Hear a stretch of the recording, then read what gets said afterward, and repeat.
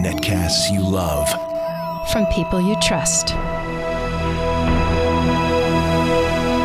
This is Twit.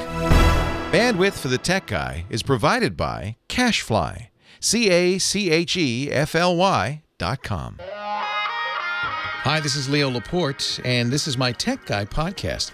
This show originally aired on the Premier Networks on Sunday, November 23rd, 2014. This is episode 1138. Enjoy. This episode of the Tech Guy is brought to you by Blue Apron. Blue Apron will send you all of the ingredients to cook fresh, delicious meals with simple step-by-step instructions right to your door. See what's on the menu this week and get your first 2 meals free by going to blueapron.com/twit. That's blueapron.com/twit. And by Prosper. Prosper is a peer-to-peer lending marketplace that connects people who are looking to borrow money with those who have money to lend. Visit prosper.com/twit and receive a $50 Visa prepaid card when you get a loan.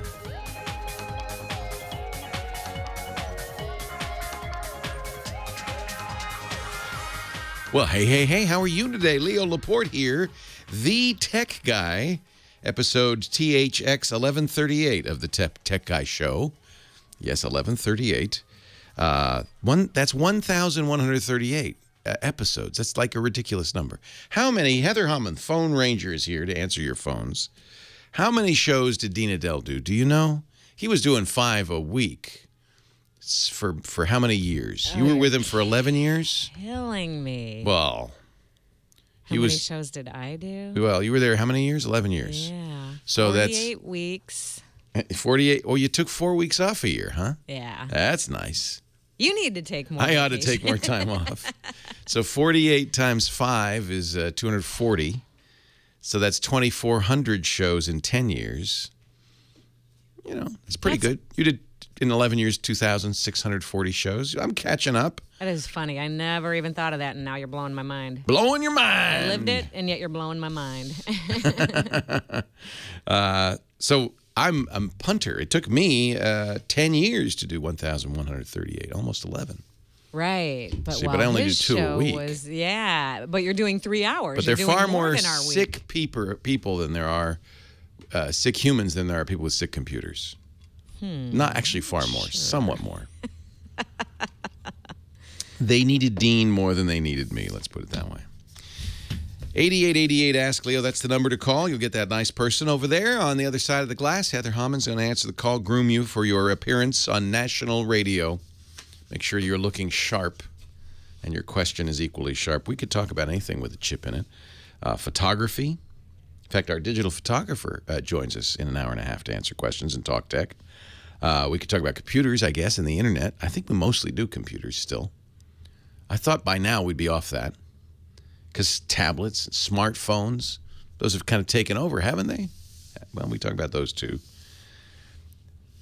MP3 players. I stopped talking about MP3 players, and then this week I started talking about them again because I got one of them Pono players, the Neil Young high-def music player.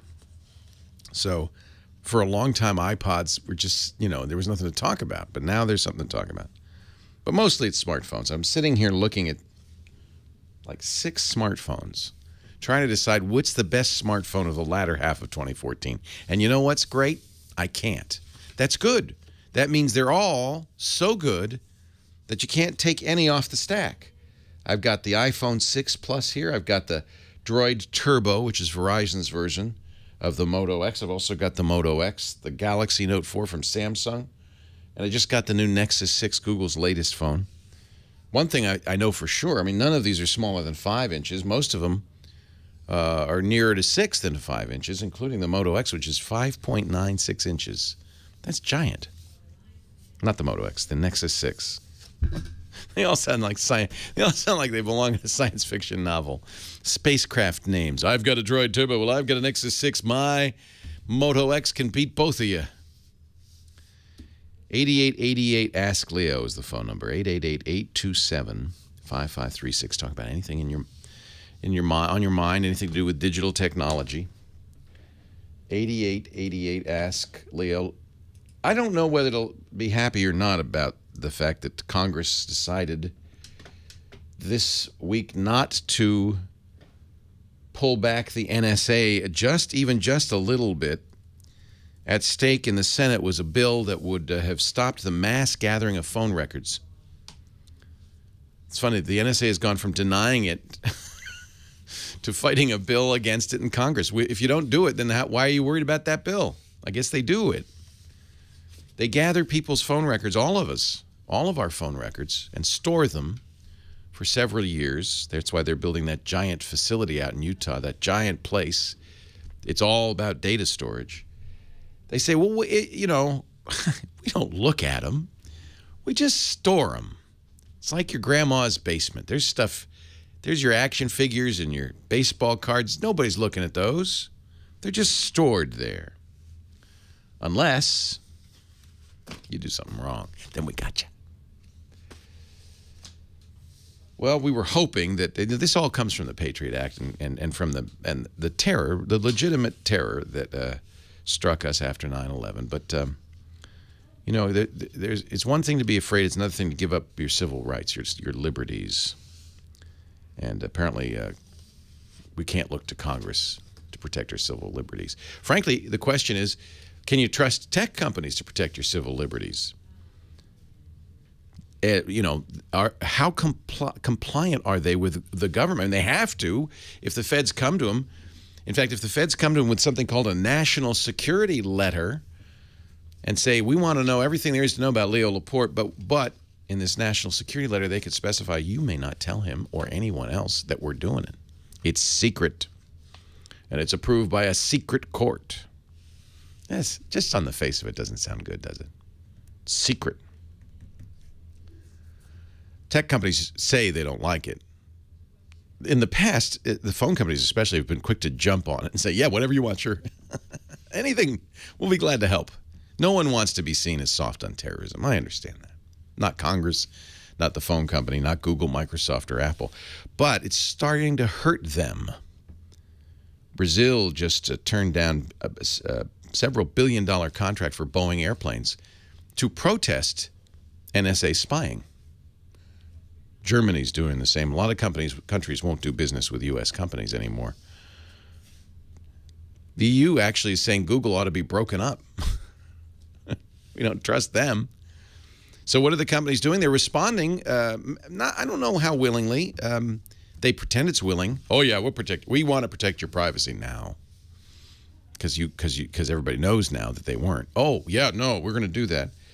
And this is driving law enforcement crazy. WhatsApp just announced. You ever use WhatsApp? This was the app that a smartphone app that sold for $22 billion to Facebook. For an app for $22 billion to Facebook, because it's very widely used all around the world. Less so in the U.S. because people here use text messaging, but that's expensive around the world. So WhatsApp is very popular. They just announced they're going to put in open source, strong encryption that not only they can't read, Facebook can't read, WhatsApp can't read your messages, but the government can't. Oh, this makes law enforcement very unhappy. But then the terrorists will use it, and everybody else, because we don't want you snooping on us. We're not all terrorists. We're not all terrorists. Encryption is turned on in the newest Nexus 6 by default. You can turn on encryption in most of your phones. And Apple has beefed up their encryption.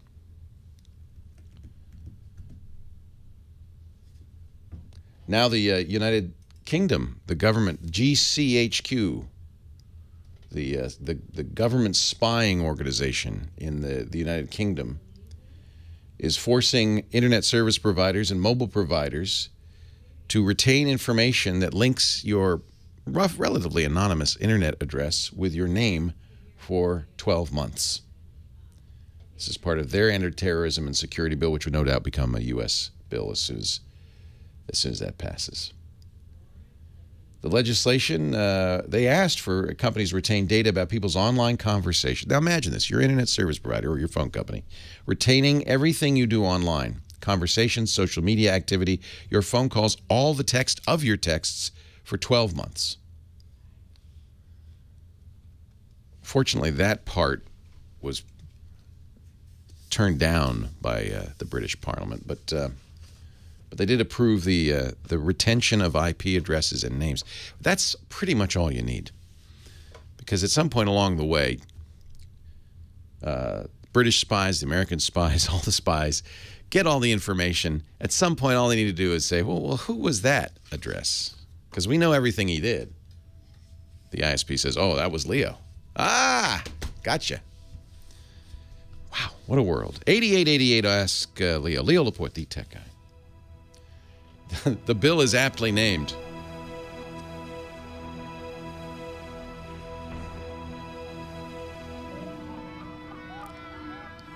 The Data Retention and Investigation Powers Bill, or DRIP.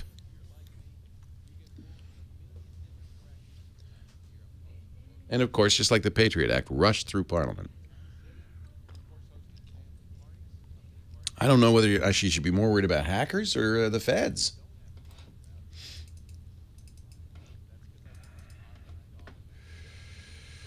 Oh, what a world, what a world. Yes, my dear. Do you see line 5? Do I see line 5? I just want to prep you so that you can sound like you know what you're talking about. Eliezer. Eliezer. Is as good as I can get. Eliezer. And I wanted to launch it before I forgot Eliezer. it. Eliezer. You know and it. then Eliezer, I do. Oh, good. You're and so Becky, perfect I know how all to the say time. that. Gareth. Those are I know how to easy. say that. And Red. It really is red. How to Okay. avoid the soap opera look. Mm-hmm. Some of us wish we had the soap opera look. Good soap opera look. They had, what was it on Fallon? No, it was on the last Colbert, not Colbert, John Oliver This Week Tonight, the very last one. He had a video of a salmon cannon. So apparently, because salmon are baffled by dams and all the ways we're changing waterways, that somebody has invented a salmon cannon. You put the salmon in one end, it goes, and it fires the salmon all the way upriver so it can spawn. And he had video of the salmon cannon. And then he made his own salmon cannon, and he started putting plastic mackerel in the salmon cannon. And then the funny thing is he got all of these people, I guess because it was his last episode, he got all these people. So like Letterman sitting there, and all of a sudden a salmon doing his salmon hits him. All these people. But one of them was a soap opera. I'm sure it was a well-known, you know, like All My Children. And they're having a very dramatic scene. Very dramatic. And then a salmon hits her in the head. Oh, I can't wait. I got to watch that. It was the last episode of the season. Sending that salmon right in my mouth. If they're going to search for salmon cannon, I bet I could find it. Isn't someone thinking that we should use that technology to transport people now? Because it's quite safe. And Pneumatic just tubes, fine you know. On the other end. In the early days of the New York subway, Edison or somebody built a pneumatic tube subway that fired. People would get in the tube, just like the one in the department store, and would shoot you all over town. Leo Laporte, the tech guy, 8888, ask Leo the number, and Heather Hammond has a full board for us. Did Dean Adele, I keep bringing him up. I'm a little jealous. What? Why? Because he's a superstar retired? and retired. Did Dean Adele have a full board like that? How many lines did Dean Adele have? I think we were the same setup. We don't want to do more than, we have 6 lines. Now, you may say, well, wait a minute. You're on 200 stations, more than 1 million people listening. If only 0.1% call, 6 lines is not going to be enough. But the reason is, once you're on that line, you're going to be on hold for a long time. Yeah. If we had 10 lines, it'd be even longer. Right. So we just figure you're going to get a busy signal. And then as soon as but the trick is, once I answer a call and I hang up on the person, that's when you should call, because that's when a line is open, right? Oh, exactly. Yeah. I've been thinking about this. I was up in the middle of the night. So And he moved through them much more quickly because he was like, Dean would move fast. I have a bad habit. I've been told many times by trained radio professionals that I should not spend so much time with these calls, that I should move them. But I feel bad for people because they're suffering. There's true suffering out there. Anybody who has to use technology these days is suffering. Suffering. And I want to help. Yeah, and we were kind of like, hey, Doc, it hurts when I do this. And he'd be like, don't do that. But Click. See you next. Computers are actually more intricate than the human body. I feel like, you know, if somebody, you know, has a broken arm, that's one thing. But if they have a broken PC, that's another thing. You can't say take 2 pills and call me. No, you've got to help them out. You would never say call the Geek Squad. Who should I see so many wonderful people waiting. Yeah. Who should I talk to? Becky actually waited a little bit yesterday, so we want to get to her first today. She's in Mission Viejo. You're telling me she's literally been on hold for 24 hours? Yeah, I was like, just stay there. I'll get to you tomorrow. Becky, Leo Laporte, the tech guy. Thanks, Heather. Hi, Becky. Hello, Leo. Thank you so much for taking my call. I hope you had food and water during your long I did. My family took good care of me. They delivered, food and water throughout the night so I could stay on. That's lovely. That's what it's all about, family. Absolutely. Well, actually, speaking of my family, I need some advice about a computer for my daughter. Okay. She is going away to college next year. Hey, how exciting. She wants a laptop. We're a divided family. Half of us are Mac, half of us are PC. Oh, wow. My daughter is a diehard, and I am diehard Mac users, but there are, of course, budget issues, especially when we start talking laptops. Yeah. She desperately wants a Mac laptop, but I've wanted her to look at PCs, but I don't really know for college. My concern is that they're going to be going to online textbooks and things like that. And I want something that's going to last her for the next 4 years. Well, one thing to do is to call the college, call the bursar and or somebody at the college and say, "Hey, what do you recommend?" Most colleges nowadays, it's either. They don't mind. But you can find out things like, well, do they have access to printers, for instance? Some colleges, there's a printer. Is she going to stay in a dorm or stay home? She'll be in a dorm. Okay. So some dorms have printers in the dorm. My daughter's college, you have to go all the way to the library, and you have to pay per page. So I got her a printer. But much of the time you don't. Now, they'll probably have Wi-Fi in the dorm. That's the nice thing. Internet access usually is part of the deal. And they probably don't care. Although, if your daughter's college has an IT group, a support group for the students, nowadays that's believe it or not, a big part of college administration is the IT group. You might call them. My concern was if it goes down, the Macs never go down on us. I've had problems. Yeah, well, and that's always the issue with the Windows machine is she's going to have to be, a security guru because there's a lot of attacks on Windows machines, and she's got to keep it locked down and so forth. I think, at $999, which is the low-end MacBook Air, that's a great student machine. Do you think that's durable enough? Oh, yeah. Oh, yeah, it's very durable. In their backpack and all that? Yeah, they're very durable. There's solid state. There's no moving parts. It's machined aluminum, which is pretty good. You could bend it if you really tried, but it's not going to bend in the backpack. Oh, okay. I would say that in a way, I'll tell you what they told me when I went to the orientation for my son's college, CU Boulder, a couple of years ago. He's a sophomore now. They said we recommend, you can get a Windows machine, you can get a Mac machine, you can bring whatever you want. You don't even have to have a computer because we got them in the library, et cetera, et cetera. But if you're going to buy a computer, do not cheap out. They said they said most companies will make a consumer line and a pro line or a business line. And we recommend that you buy the business line. And if you compare business line on all Windows machines to Apple, you'll see that, in fact, that's what Apple's doing. They make a high-end business computer. They don't make a cheap computer. They don't make a consumer computer.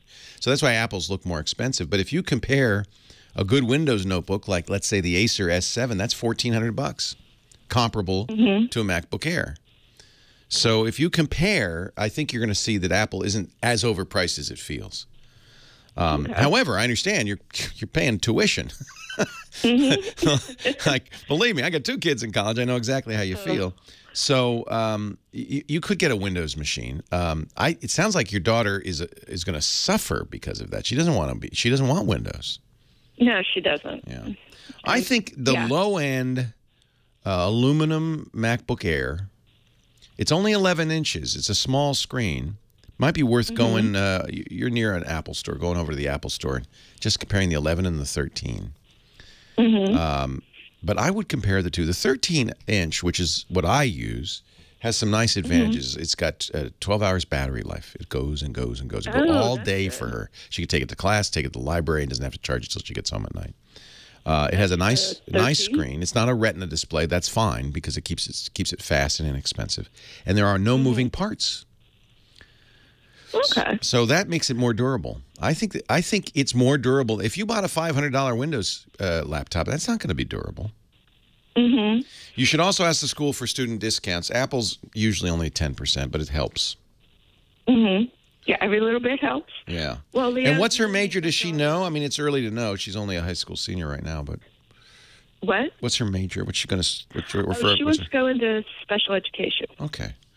So there may be sometimes software that's specific to Windows or Mac, so you should find out. Okay. Yeah.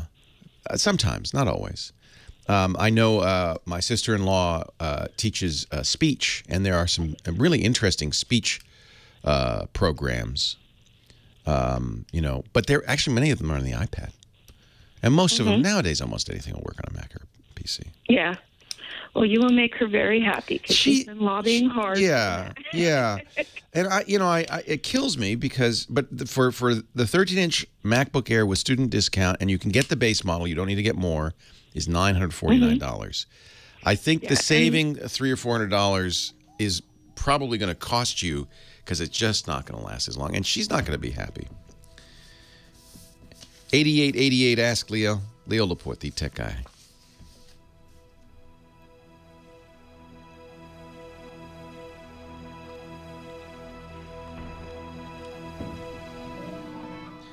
Yeah, I don't like the 11, but my son likes the 11. I think he's got he has a 13. And Abby uses, what does she use? I can't remember. I got her a new one for this year because hers was 5 years old. Chromebook, probably not the great solution. There it is, the Beach Pneumatic Transit. Nobody believes me. But in the at the turn of the last century in New York City, they only built a small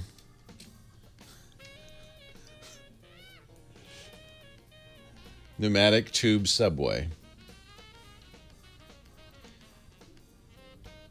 It was actually built by a Scientific American magazine, the editor of Scientific American. That's who it was. Alfred Eli Beach. And what were the speeds?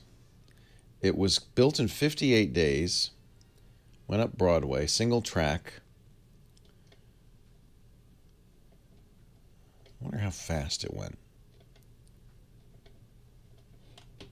Look at that. They have a little living room in there. Can't have gone that fast because the acceleration would just knock you over, right? It's not going to go, boom.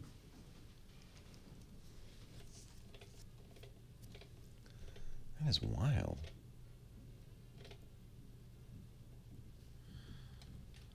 So there you go. Much like the salmon cannon, Leo Laporte, the tech guy. And Red is next in Los Angeles. Hello, Red. Hi, Leo. And it's Reb with a B. Reb. Yeah. Hi, Reb. Sorry. Hey. Well, people talk about how long they've been listening to you, even before Tech TV and all that. Weren't you on like a NBC cable thing with Soledad O'Brien? Yes, I was. What was that? I'm surprised you could recognize me because it was called The Site. And when NBC and Microsoft created this cable channel called MS, that was the Microsoft NBC. NBC rightly thought, oh, Microsoft's going to want a tech show.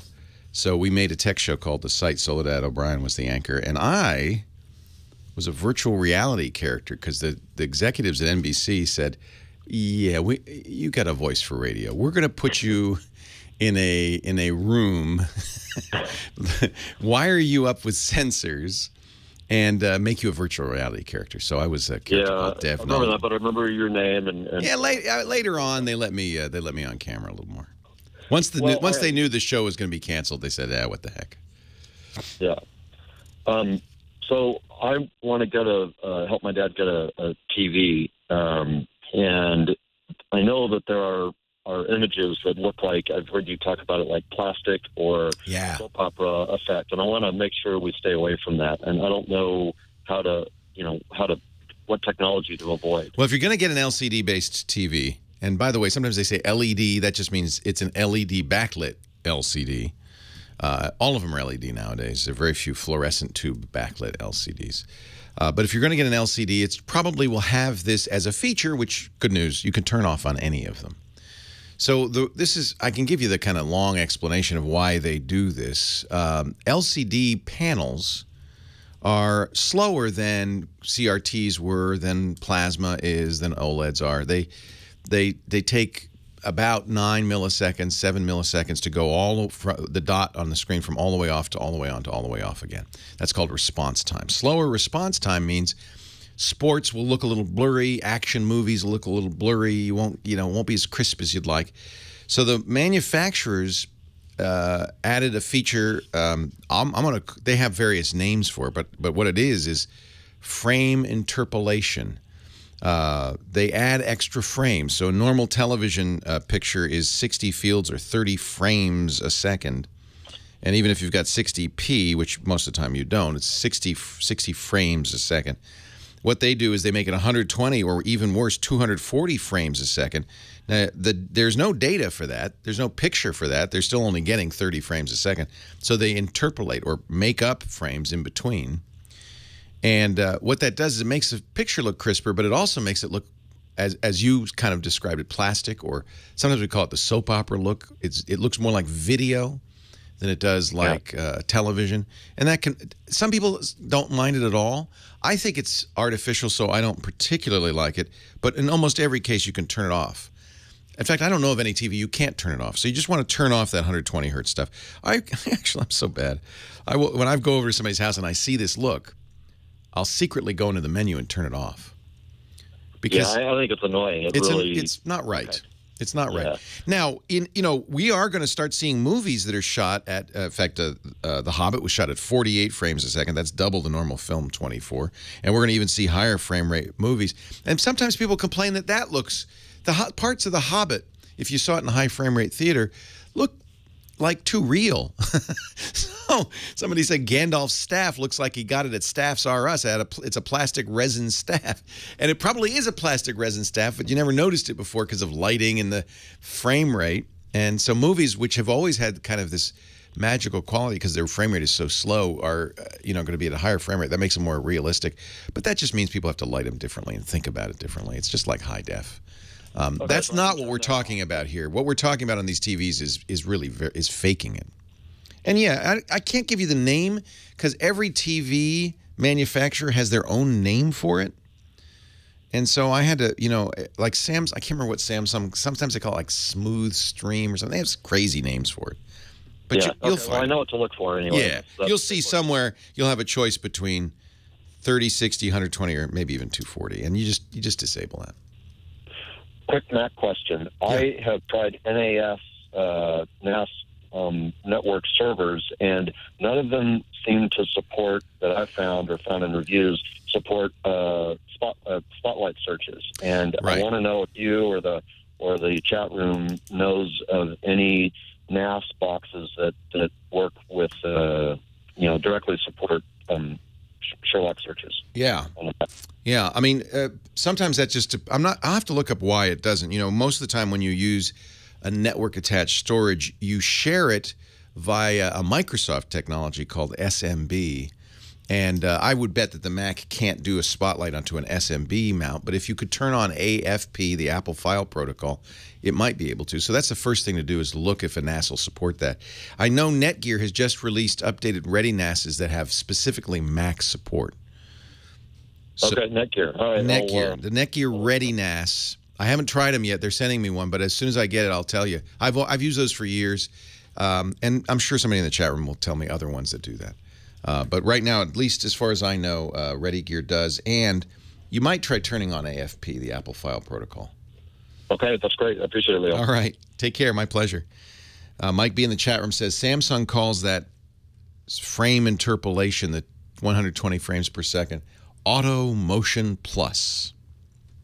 What does it even mean, Auto Motion Plus.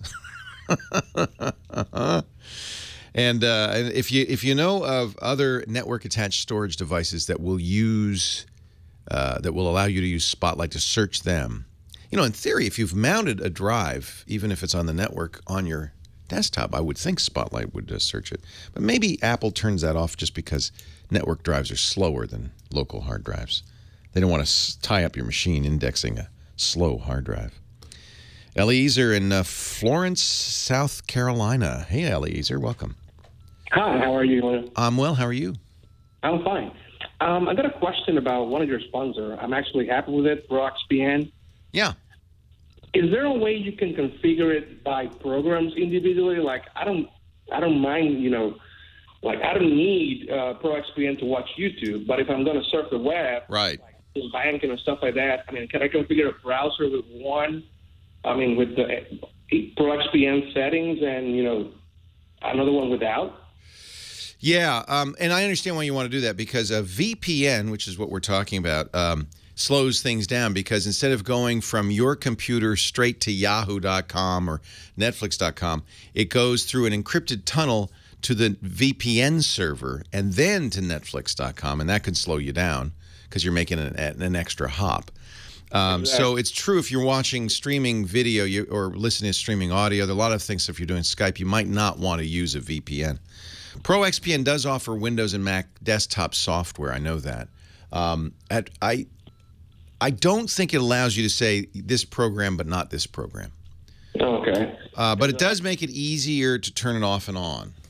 Oh yeah, I know. Yeah, I know that. Just I'm gonna. I would like to be pre-configured for certain uses. That's it. Yeah. So yeah, that's download that software anyway and see how it works. I know it does some things kind of nicely, but I don't know if you can actually say, hey, Skype shouldn't use a VPN, but the browser should. That would be a nice feature. It may be technically difficult. It's funny, I did a search on why I can't use Spotlight in a network-attached storage, and it brought us to the Tech Guy Lab site, where, thanks to the callers, there's some good solutions. This was a question that I answered on episode 1072. So thank you. Go to techguylabs.com for the answer. Leo Laporte, the Tech Guy.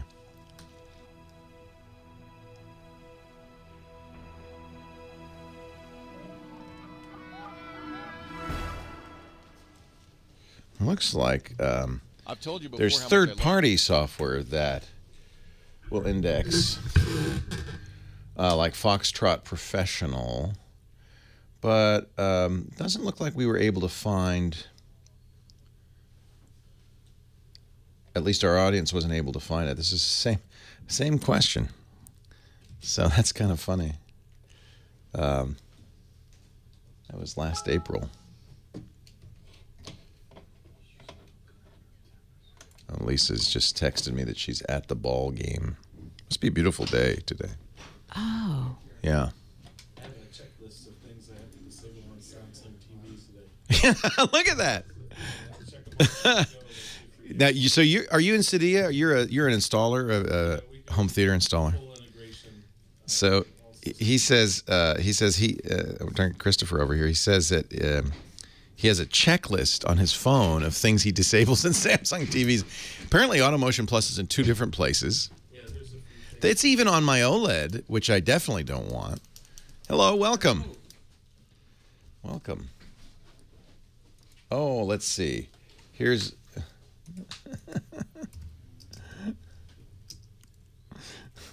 Here's Lisa and her nephew having the Safeway tailgate experience. Mario doesn't look that happy. He's 16. It's a green screen, probably. They do this before the game. They have all these booths. It's the Safeway tailgate experience. So she's going to today's game. She's at the game right now. What would you like for lunch? Man, I wish I could have some garlic fries and a cha-cha bowl. But no. I should have something healthful, shouldn't I? No. No one's watching. No one's going to see me. We can have whatever we want. I don't know. Are you going to have a parfait? I get those every weekend. I wish I could have a crab cake. Give me one of them. My mouth's watering just thinking about it. But this is a heart attack in a sandwich. Salmon. Salmon. I want salmon. We don't have any fish. The alternative to the poor man's alternative to tuna. I would like. Oh, I really want one of them Italian sandwiches. Do you know how to make those? Yeah. Go for it. Let's live it up. Deli sandwich. What are you laughing at, Hammond?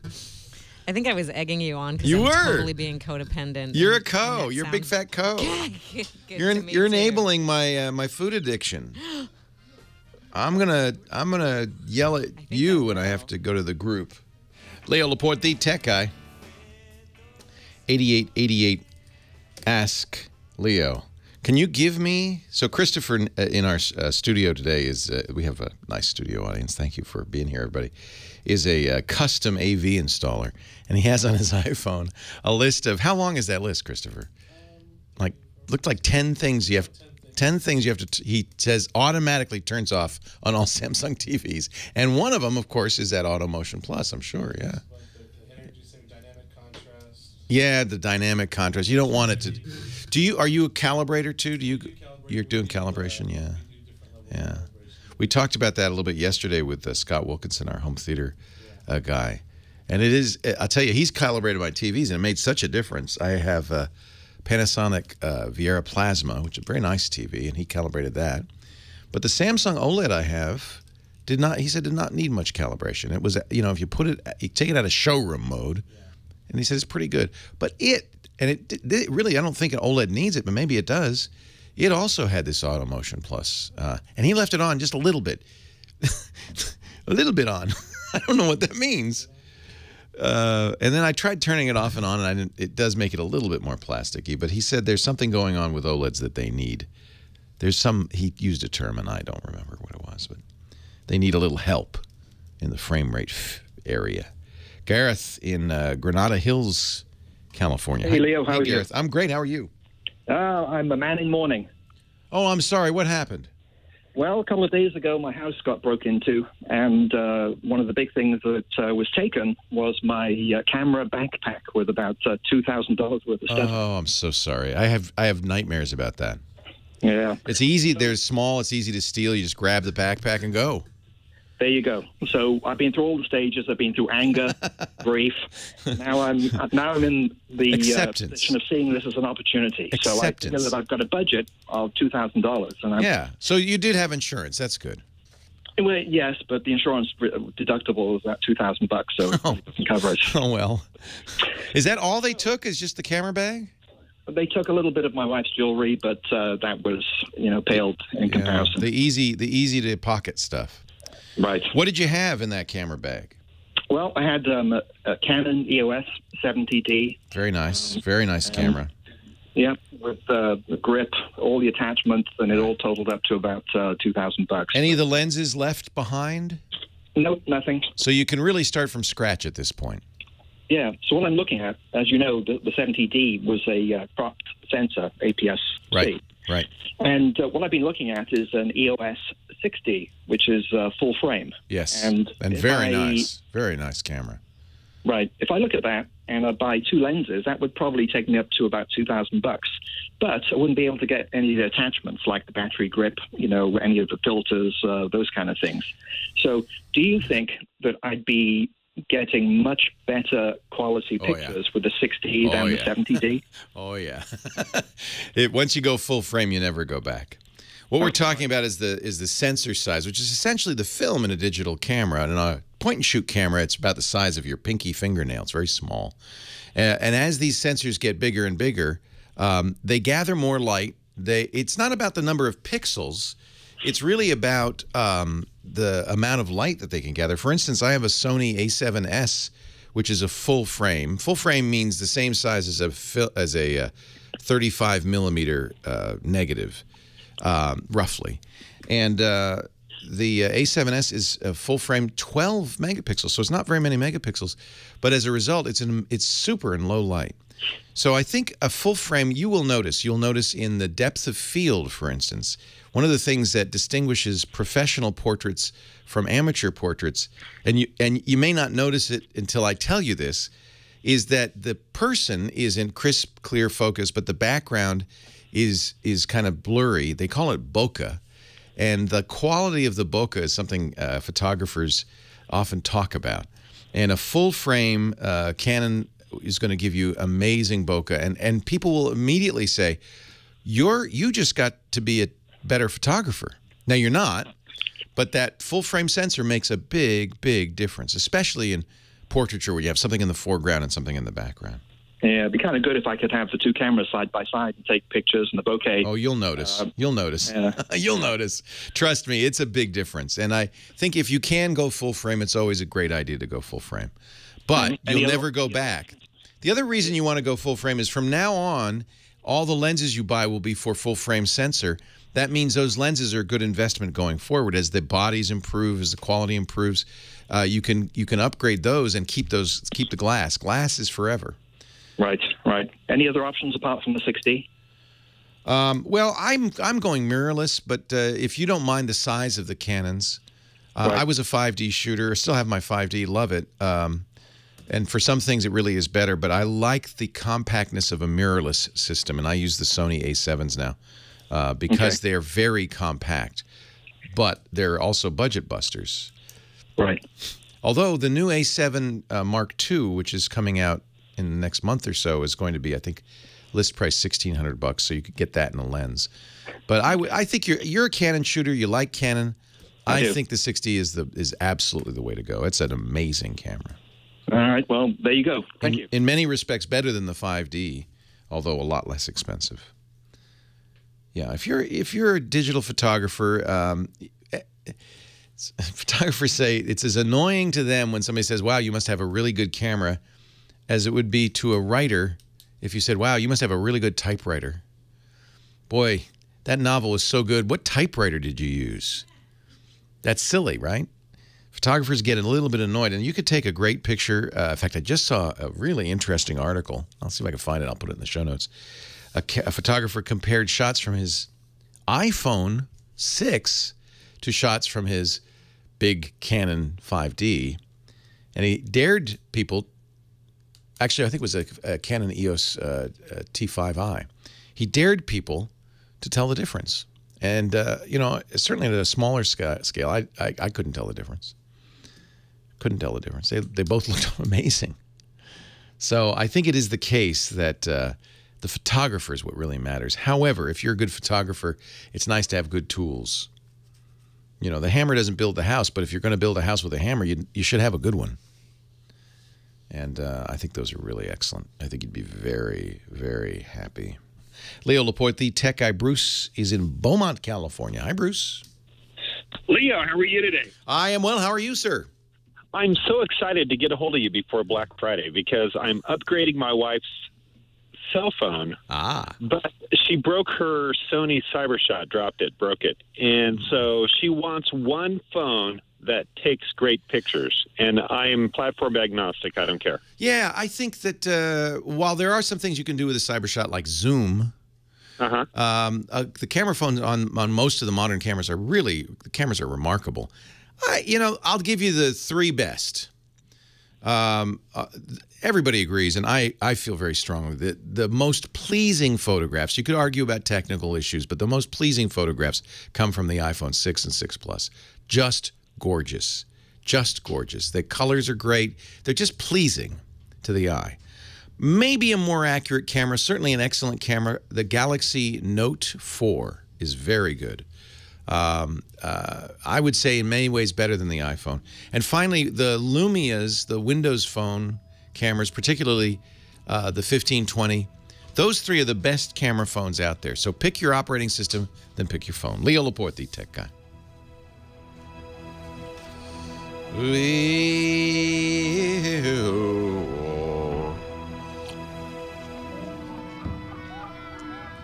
Bokeh. Sometimes people say bokeh. I don't know what the Japanese pronunciation is. The 1020, it's hard for me to recommend a 1020 only because, well, I should have said the 1020. Well, here we are at the top of the next hour, and it's time for me to eat some lovely food created by Blue Apron. Have I told you about Blue Apron? I did tell you about Blue Apron. Did I tell you about it? I think they're new on the radio show. Blue Apron is a great solution for people who love to cook and love to eat. They want great food, but they don't have the time to go shopping. Blue Apron does the shopping for you and delivers a delicious meal to your door. All the ingredients, a recipe card. The best, by the way, the ingredients are super good. They're fresh, delicious, just the right amount for the recipe. It's so cool. It's better than ordering out. It's better than eating out. And if you love to cook, it's a really great solution. We've been using Blue Apron for a month or two now, and it's so cool. Here's how it works. For $9.99 a person per meal, $10, a lot less than eating out, a lot less than takeout, Blue Apron will send you a refrigerated box with exactly the right high-quality ingredients in exactly the right proportions. Plus, you get the recipe. I loved this because it introduced me to new recipes I'd never tried before and new ingredients I'd never seen before. And these ingredients are local. They come from local farms, so you get produce that's in season at the peak of freshness. Meals are 500 to 700 calories a serving, so it's very light, very healthy, very delicious. You can, of course, supplement it if you want, but I have to say, I've been really happy. The recipes are so good. Things like hake with melted leek and potatoes, Moroccan spiced roasted Romanesco cauliflower with dried cranberries and toasted almonds. We did a congee. I'd never had congee before. What is it, Korean? It was so good. Congee and pork. It's just fabulous. Blue Apron. So here's the deal. I want you to try it. And so I've got your first 2 meals free when you go to blueapron.com/twit. I got to put in my email address here so I can show you the recipes. There you go. Chicken schnitzel. Love that. Shrimp and mustard green lang. I don't even know what that is. With jasmine rice. You'll learn great recipes. By the recipe cards come on coded stock. They're beautiful. Lots of pictures. How-to. So it's something you can actually collect and create. There's a recipe card. Your own little cookbook. Twit fans get 2 meals free if you go to blueapron.com/twit. blueapron.com/twit. It's really nicely done. I love this. And yeah, all the packaging is recyclable. Don't worry about that. It's very convenient. blueapron.com/twit. If you love to cook but don't have the time to shop, it's a great solution. Is it the Nexus 6 that's talking? I have so many phones here. I don't know which one is talking. Somebody's talking. It was definitely an Android bloop. You didn't see, but I have all my phones here for Twit later today. We're gonna show all the. Oh, that's right. You said that last week. Yeah. I wanted actually these are not all of them, but I just wanted to show the relative sizes of the Nexus 6 and. It's so funny because I have a 6 Plus and you go back to the 4 or the 5. And Yo, it's teensy. Oh my God, this is even bigger than the 6 Plus. Look at that. But I don't mind. You know, I had a 1520, which was a 6-inch phone. This is a fake Chinese version of the 6 Plus. Yeah, I heard you read that. It's just like it. You got a 6 Plus. You can see if you can tell the difference. It's lighter. It's lighter. That's the biggest difference. There's nothing inside it. That's amazing. Isn't that? It's just. I want one of those just for an iPod. Yeah, you could use it that way. Sure. Sure. Oh, I wonder if I'm trying to get. So what is your watch connected to? Whatever my current driver is, which in this case is the Nexus 6. But I change it all the time. It's whatever I'm going to carry around most of the time because I want it, it doesn't like not being connected.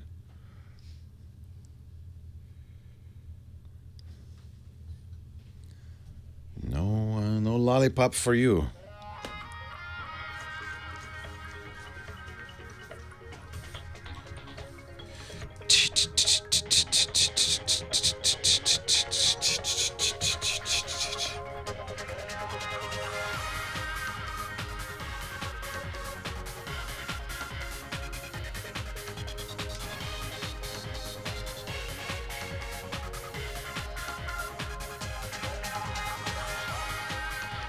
Well, hey, how are you today? Leo Laporte here, the Tech Guy, Hour 2 of the Tech Guy Show, episode 1138.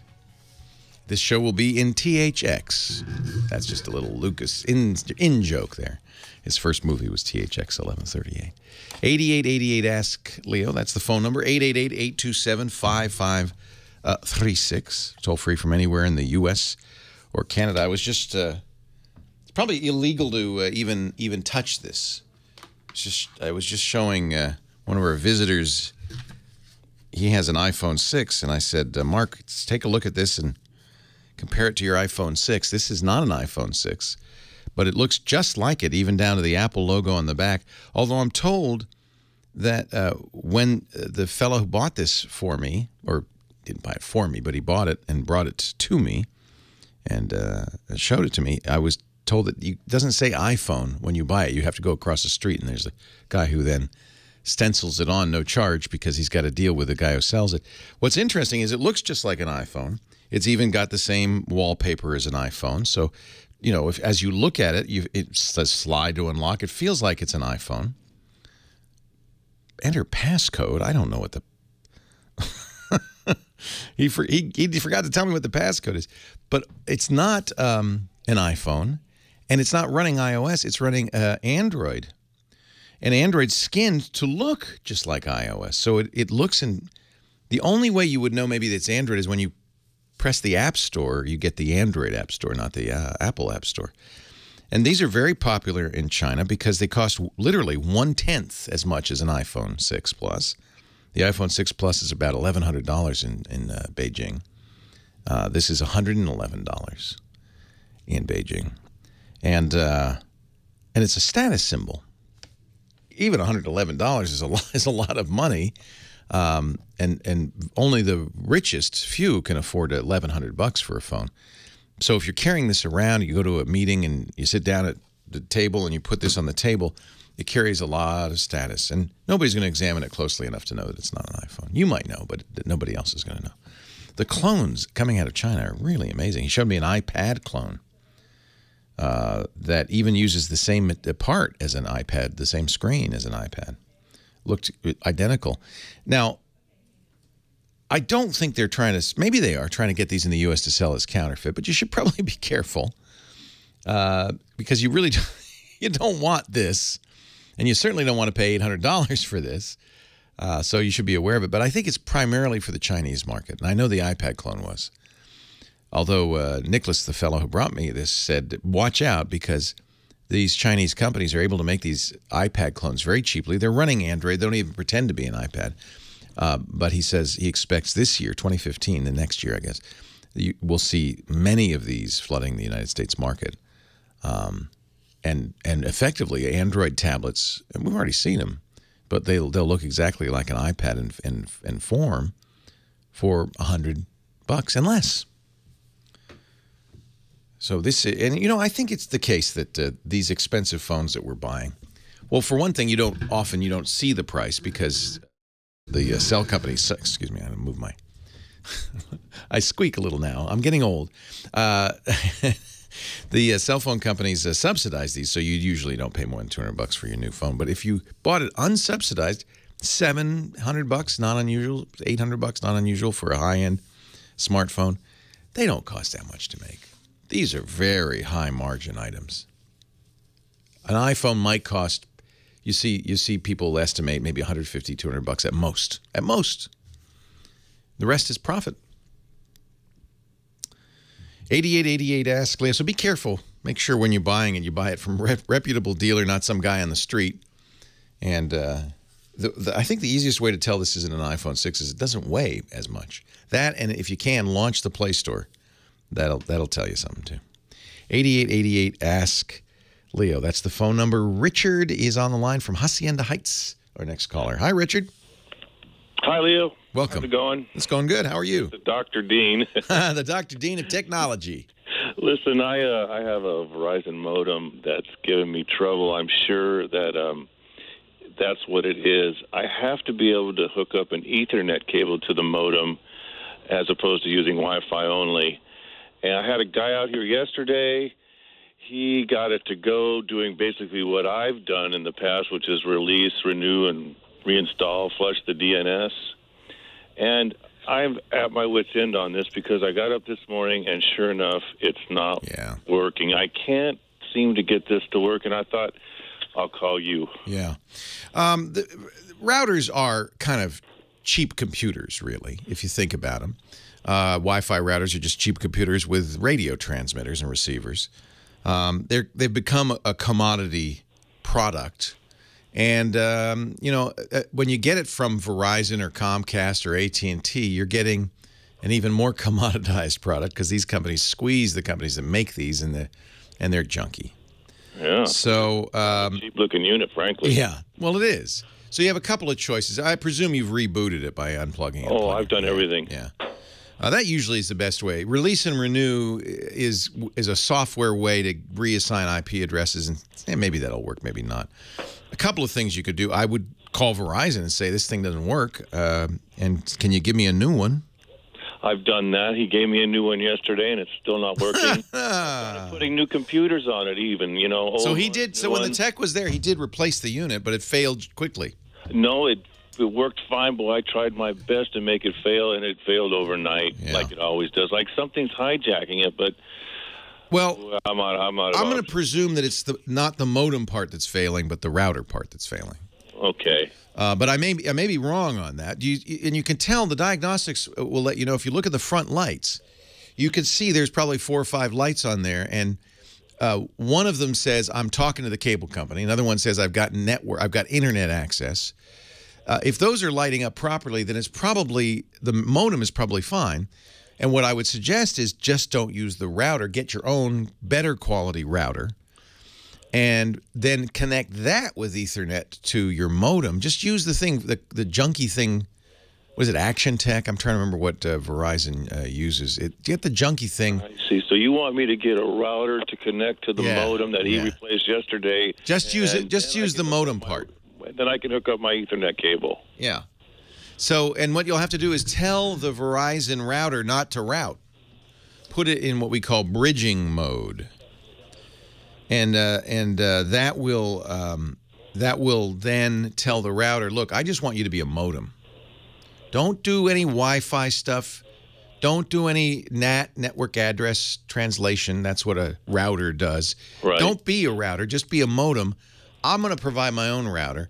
Verizon may even have instructions for doing this. It's not an unusual thing to want to do because the routers that the companies, the ISPs give you are usually junky. You only need the modem. Router that you recommend? Well, I always get Apple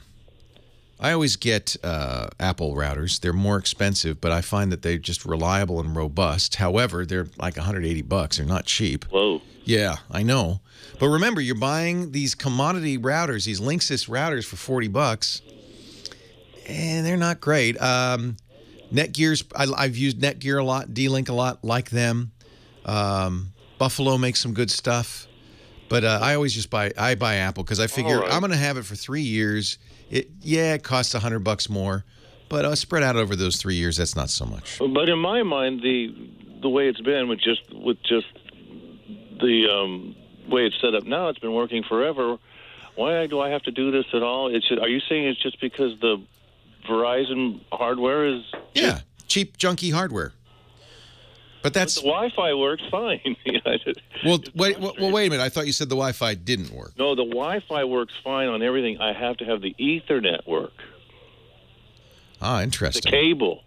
The Ethernet cable's not working. Oh, that's another matter entirely, because if it doesn't work, then you're not going to be able to hook up another router to it. I thought it was the Wi-Fi that was problematic. Gosh, I think Verizon really needs to fix this. Leo Laporte, the tech guy.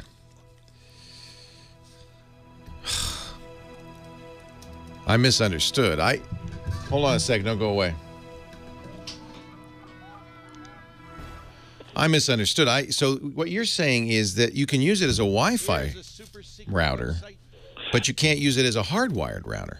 Exactly. Yeah, you had it backwards, and I'm sitting there writing notes going, But "Whoa, I that's think you got that bizarre. wrong." That's bizarre.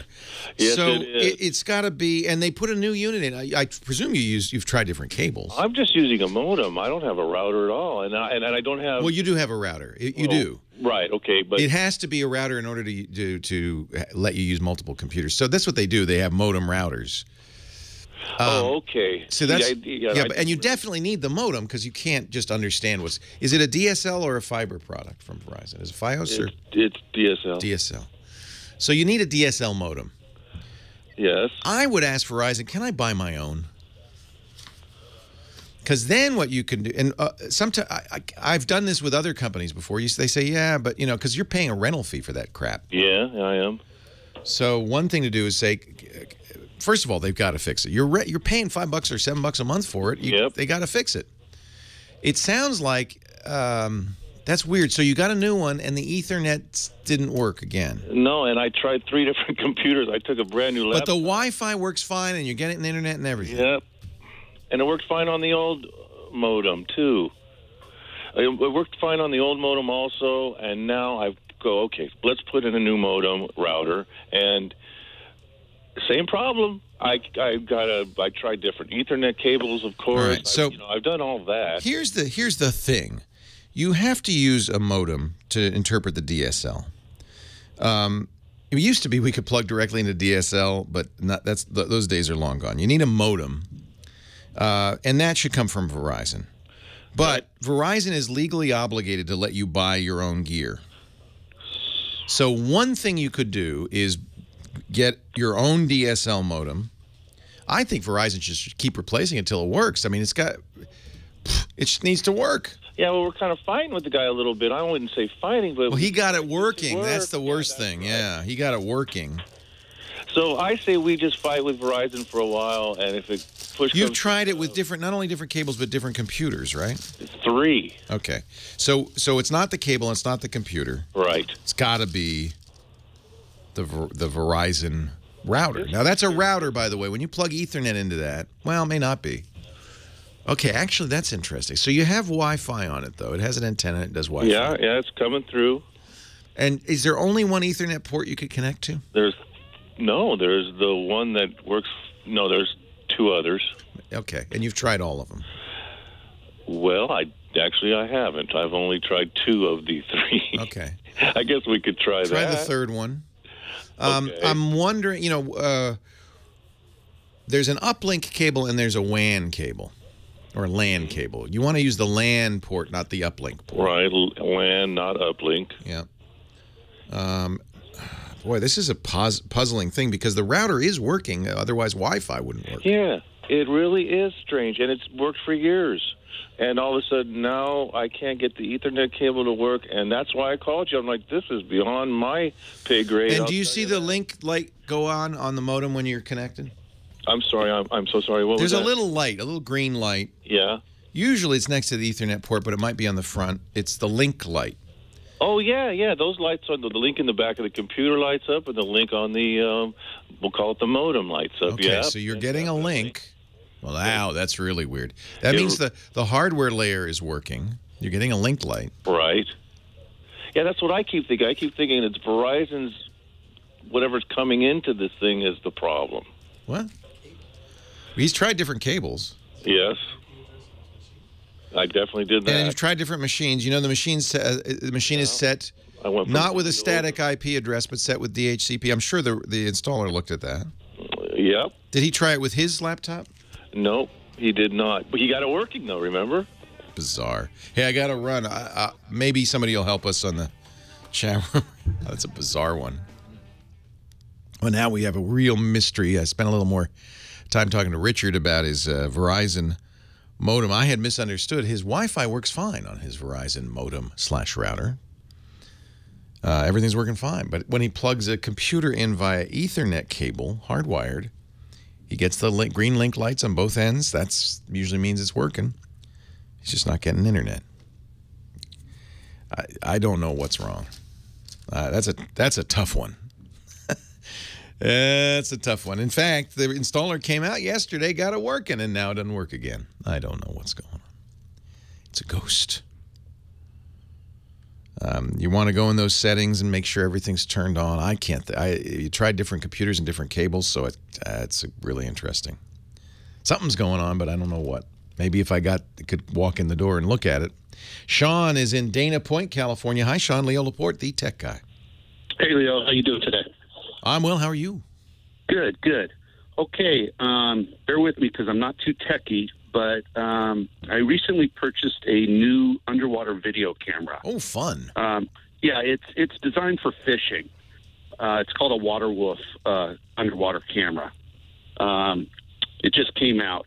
The reason I bought it was so I could, while I'm out on my boat, download the video right away and sort of get almost a live feed of what's going on below the boat. Oh, neat. So you let the camera down underneath the boat, and you look around.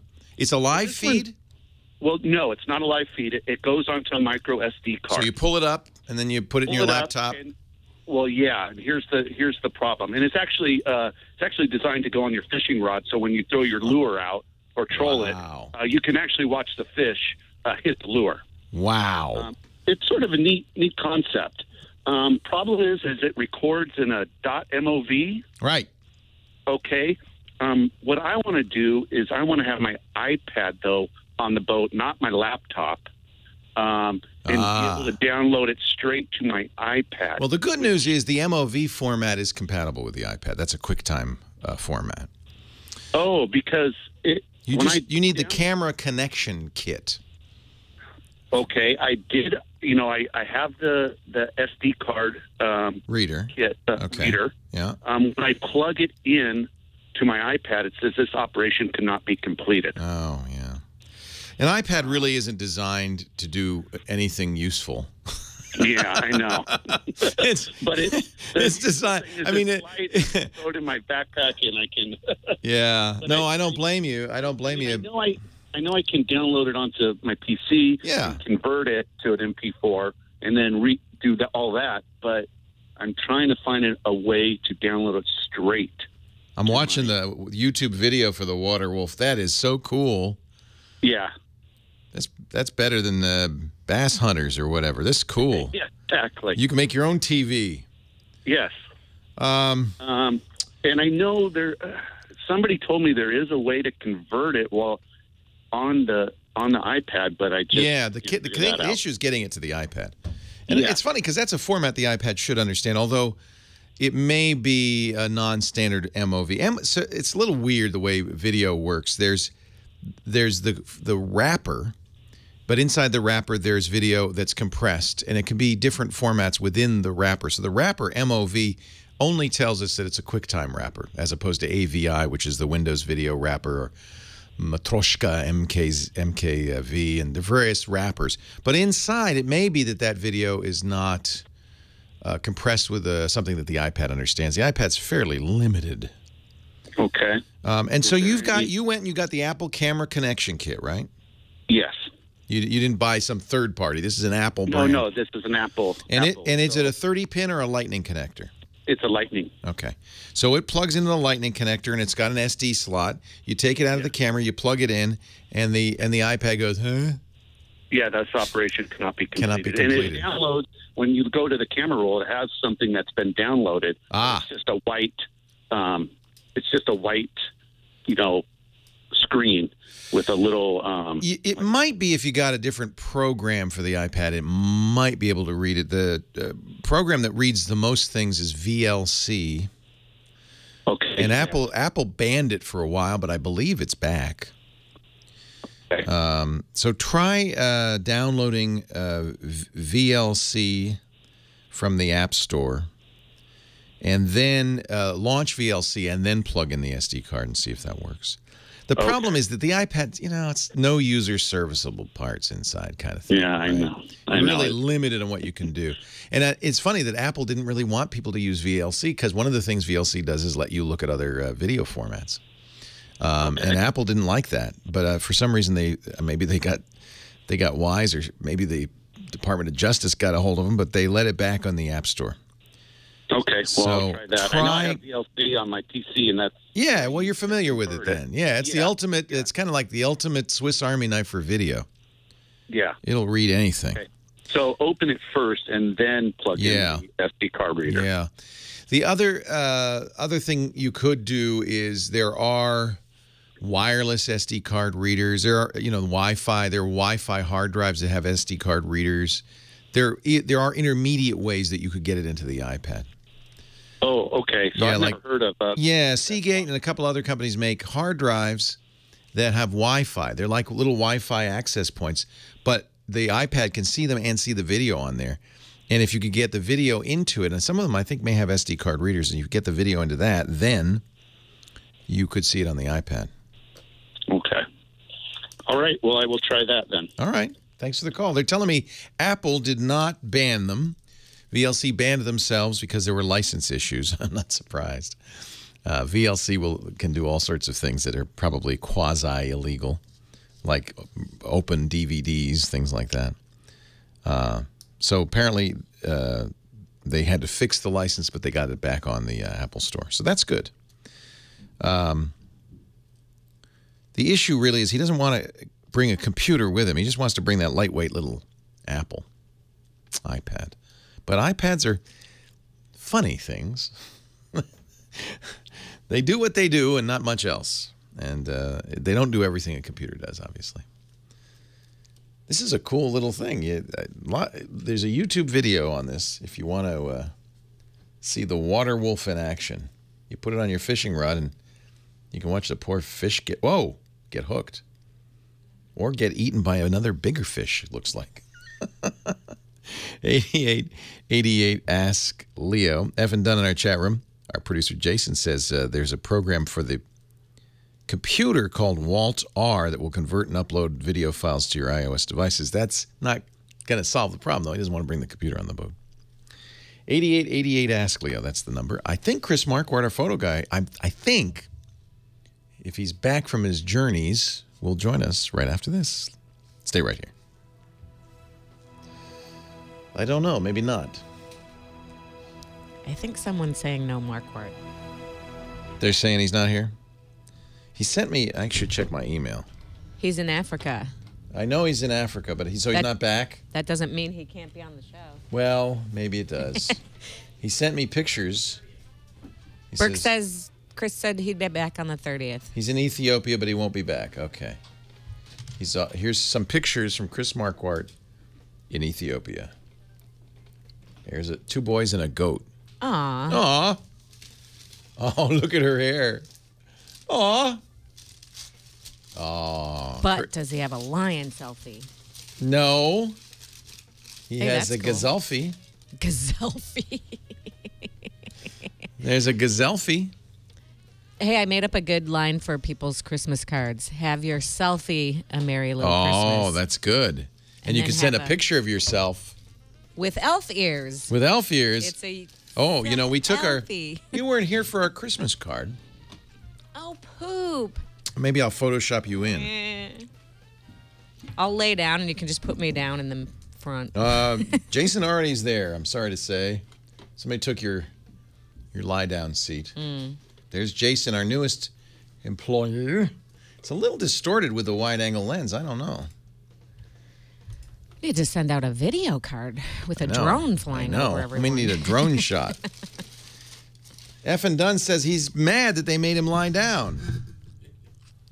Well, why'd you do it? You were intimidated, huh? No one made you. Actually, they might have. Kind of hazing him, you know. I'm so mean. Nope.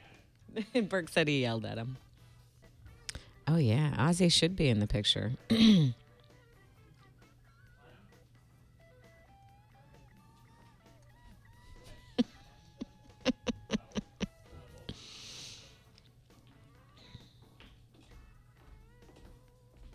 That's Greg with his new puppy.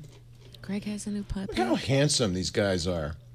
Who are these handsome guys? Yeah, who put said them on camera? Who said geeks? Oh, wait a minute. They're lumberjacking.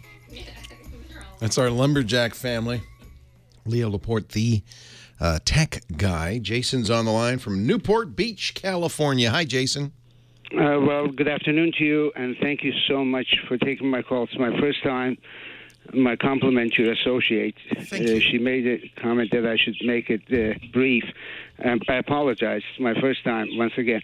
I would like to ask you help me out with this AT&T that I'm not really happy, and I would like to go someplace else. I have a landline, which I use it for international and certain calls, and this thing that they've given me, Uverse, rather than fixing it, it is, well, they never told me that they have connected, they've replaced my wall unit of the landline. Yeah. They've connected to Uverse. I apologize. I'm a little bit confused how much I should really make it brief, because she is nice, wonderful, but yeah. But you understand, she's just a harsh taskmaster. You take all the time you want. She's wonderful. I really am embarrassed to take your time. No, don't be embarrassed. I am. You're worse. You're worse than Steve Martin. He apologized for taking my time too, you know. Well, it shouldn't, because if everybody did what everybody was supposed to do, let me tell you. Wonderful. Do you remember Lily Tomlin on Laugh-In? Yes. And she would say, "We don't care. We don't have to. We're the phone company," right? Well, they're still the phone company. They're not a monopoly really anymore, but they're still acting like they own the whole thing. Mr. Laporte, they had disconnected my phone. I know. I have never been delinquent in my life. No. They hadn't told me. No, I didn't know. They just, I know, and Verizon will do the same thing. If you order FiOS, they'll disconnect the copper. They all want to get out of the business of copper. Now, let me tell you why your copper phone is the best way to go. It works in an emergency. It works when the power is out, because power comes from the phone company's central office, not from the grid. And I think everyone should have a landline phone with your local phone company. Connected to the wall. Connected to the wall. Well, yeah, or not. But coming out of the wall. So, I didn't ask them. But they don't know. But see, they don't like the copper. They don't want the copper. It costs some money to maintain the copper. What they want is everything to be internet now. But there's disadvantages, and in fact, the FCC is looking into this, because one of the disadvantages is emergencies. 911 will stop working when the power goes out. They put a battery in your garage, but the battery doesn't work forever, and they don't ever check it. I had a Comcast put a triple play battery in my garage and didn't check it for 5 years. I know that lithium-ion battery stopped working, but they don't care. I didn't know. I didn't ask for Uverse. I asked them why. I used the neighbor's phone because nothing was working. I used neighbor's phone, said, "What is wrong with me?" They said, "It's been suspended." For what reason? And on the record, honest. Well, I don't, I'll be honest with you, I can't really help you. This is a call to AT&T, a letter to the Public Utilities Commission, a complaint to the PUC. You're in California. The PUC has, has a obligation. Actually, in most states, there's a Public Utilities Commission has an obligation to look into these things, and they're messing with you. They don't want you to be on a copper line. They want you to be on, in this case, Uverse. If you order FiOS and Verizon comes and puts it in, they'll often clip the copper without telling you, so that there's no going back. They'll just cut it. No, you don't need that anymore. We're just going to take that out, because they never want you to go back. I think you go back to AT&T and say, "I want to go back to my copper line," and I think you also have to complain to the PUC. But it's not something I can help you with, because I'm just some guy on the radio. You need people with more powers than I have. You could call the city franchise authority in Newport Beach. They're the ones who gave AT&T permission, gave them a monopoly in your area, right? There's no other phone company. This is the same problem we have really with internet companies. They don't have any competition. We don't care. We don't have to. We're the phone company. Without competition, they're going to get arrogant. They're going to get complacent. And they're going to bend the rules. See, they're supposed to ask you. They really are. And you are allowed to say, "Do not cut the copper. I want the copper. I want POTS." It's called plain old telephone service. I want POTS. You call them up. You're nice. You're a nice fella. Call AT&T first. Say, "I want my POTS back." And if you don't put it back, I'm calling the PUC and the City Franchise Authority. And they ought to react. And if they don't, then you're going to have to go in there and ruffle some feathers. That's, you know, I mean, that's a shame.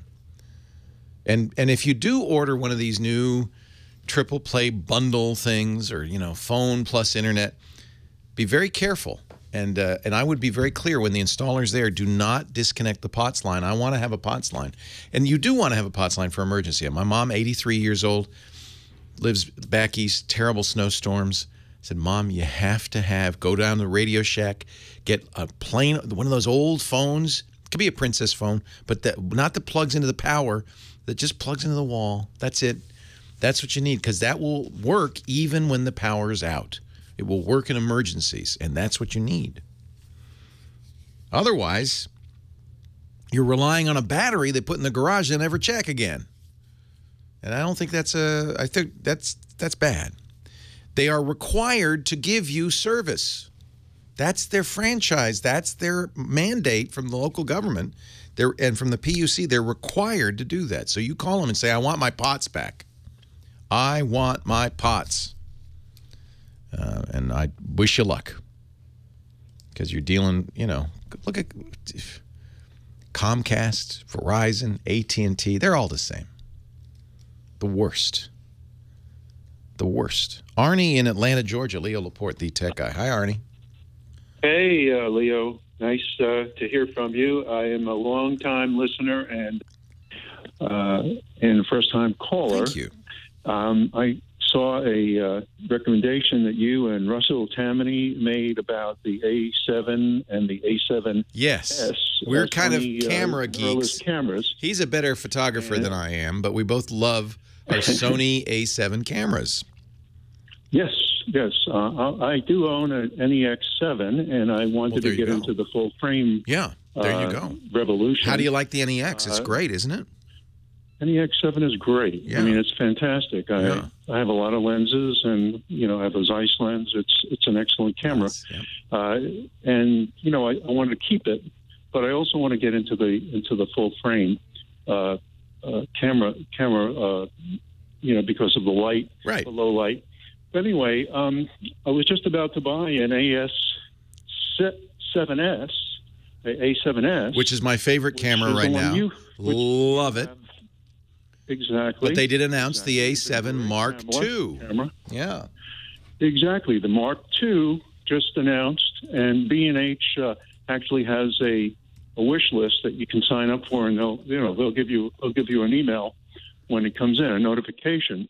The question is this: they claim that it has image stabilization, 5-way, 5-axis. Stabilization gives you 4.5 f-stops. Better in low light. Right. I haven't tried it yet. I'm going to get on that B&H list too. I don't know when it'll be available. Sony just announced this. And the idea is, now we already have image stabilization in our A7s. You do in your NEX, I think. Right, in the lens. In the lens. And so what Sony's saying is this is better because it's in the body. And it will work with your in-the-lens stabilization. You know what? Right now, it's just ad copy. So I'll get one when it comes out, and I'll let you know. Arnie, Leo Laporte, the tech guy. Do you need some money? I got somebody who wants to lend you some money.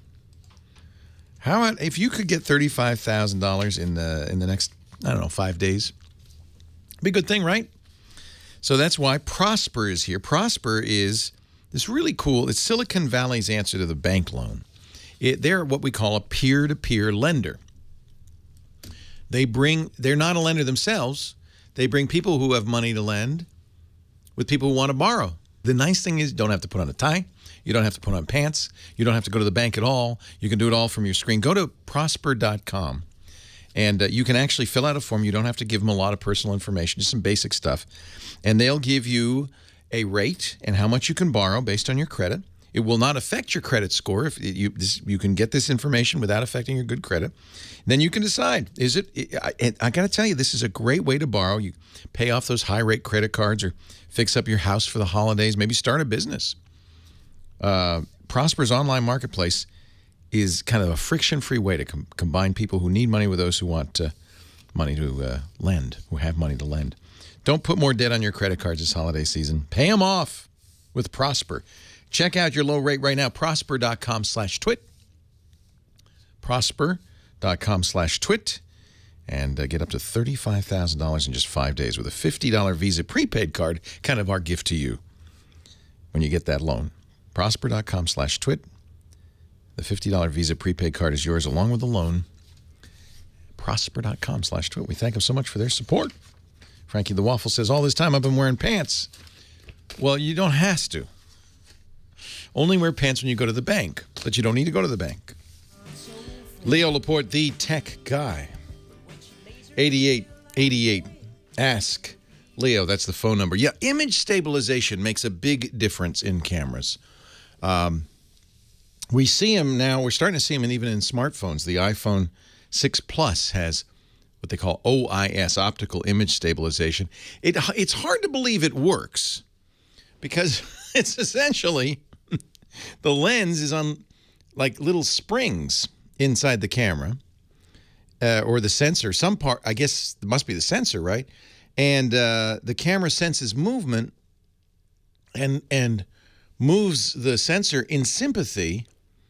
Maybe it's the whole camera. Moves it in sympathy to the movement to compensate so that what would be shaky is steady. I don't know how you do it in a phone. A number of the newer phones do have OIS.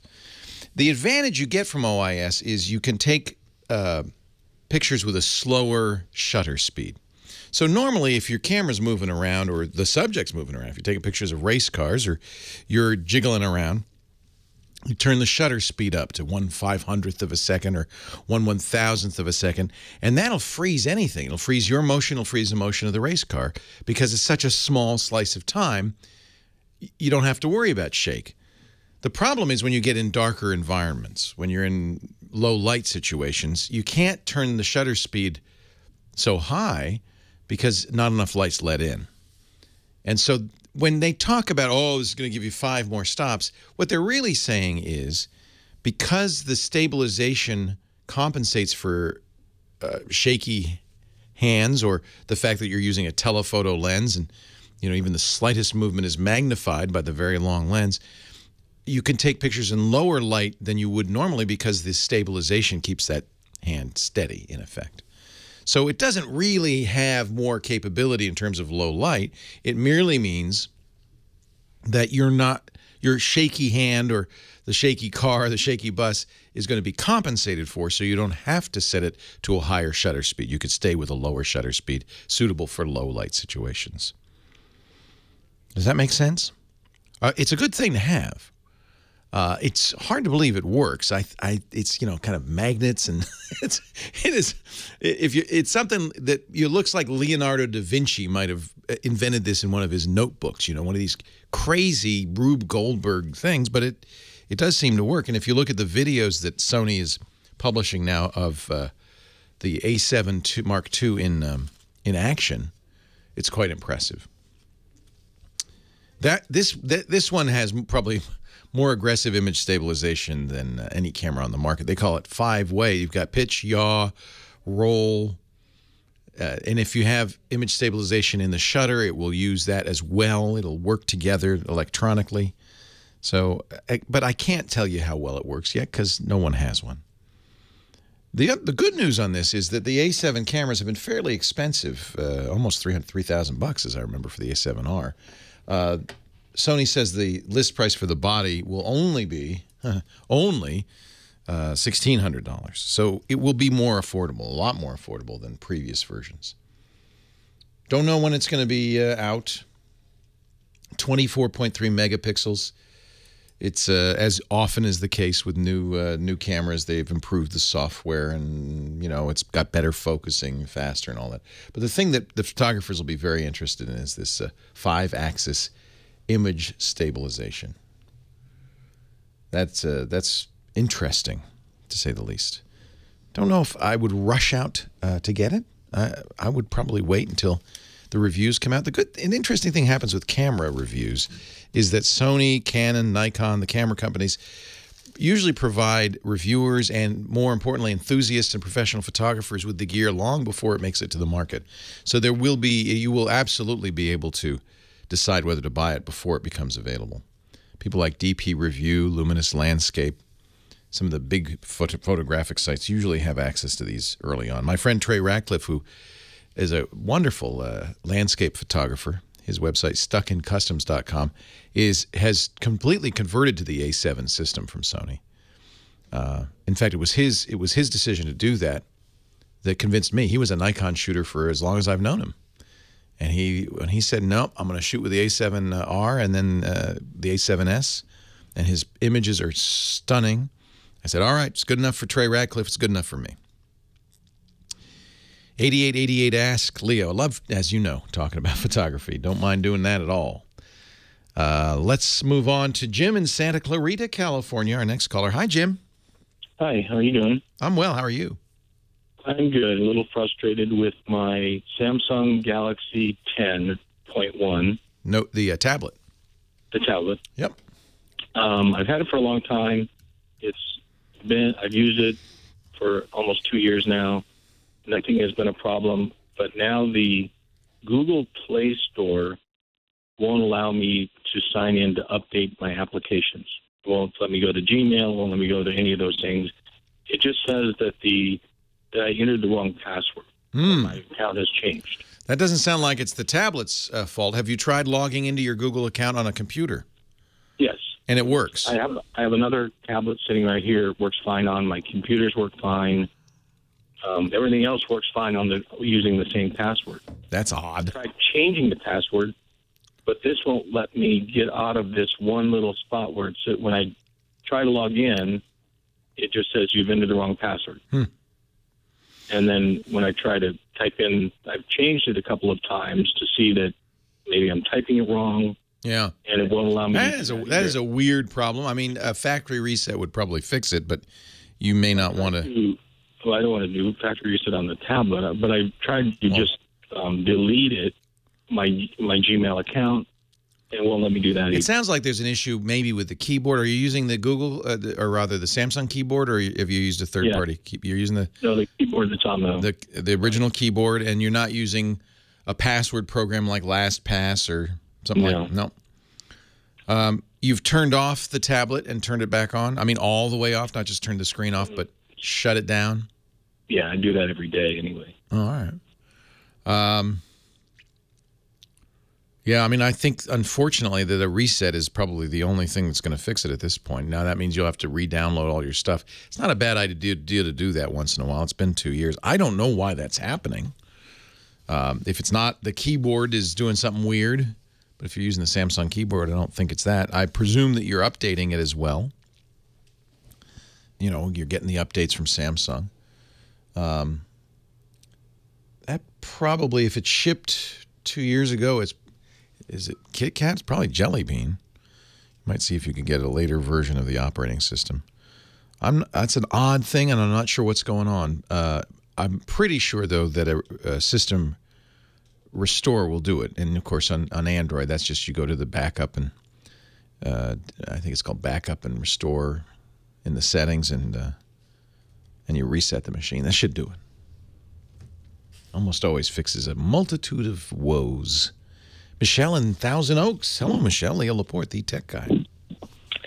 Hi, Leo. Long-time listener. In fact, every weekend I have to save that little wedge of time. That's what I like to hear. We own you on the weekend. Well, it's a lot easier. Anyway, my problem is not only do I use Carbonite, but they don't download or they don't take your apps you've purchased, etc. So I use an external hard drive. Yeah, and the reason is you're generally in with backup, especially if it's online backup, because it's, you're using online bandwidth. You don't want to back up anything that you have another copy of. The idea is to back up the stuff that you made that's unique, that's your documents. So the operating system and the applications, most backup systems don't. However, if you want to back them up, you can. Not with I wouldn't do it with Carbonite. The problem is backing up an application isn't going to let you restore it. Oh, really? Yeah, because you're not backing up everything. So applications, especially on Windows, when an application is installed, it puts stuff in the registry, it puts stuff in different directories, it adds DLLs, more than just that application folder, right?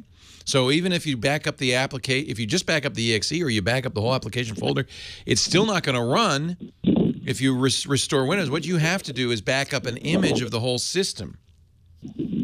If you want to back up your applications, you need to back up more than just the applications. You need to back up the whole darn hard drive. And that's what image backups are for. And this is a great thing to do. I think image backup is a very nice thing to have. I do image backups when I first get a computer. I want to back it up the way it was. As soon as I've installed all the apps, got all the updates in there, I make another image. There are a variety of programs. We'll put some of them in the show notes at techguylabs.com. Norton Ghost was the original of these, and that's a very useful thing, but it's not separate from Carbonite. Leo Laporte, the tech guy.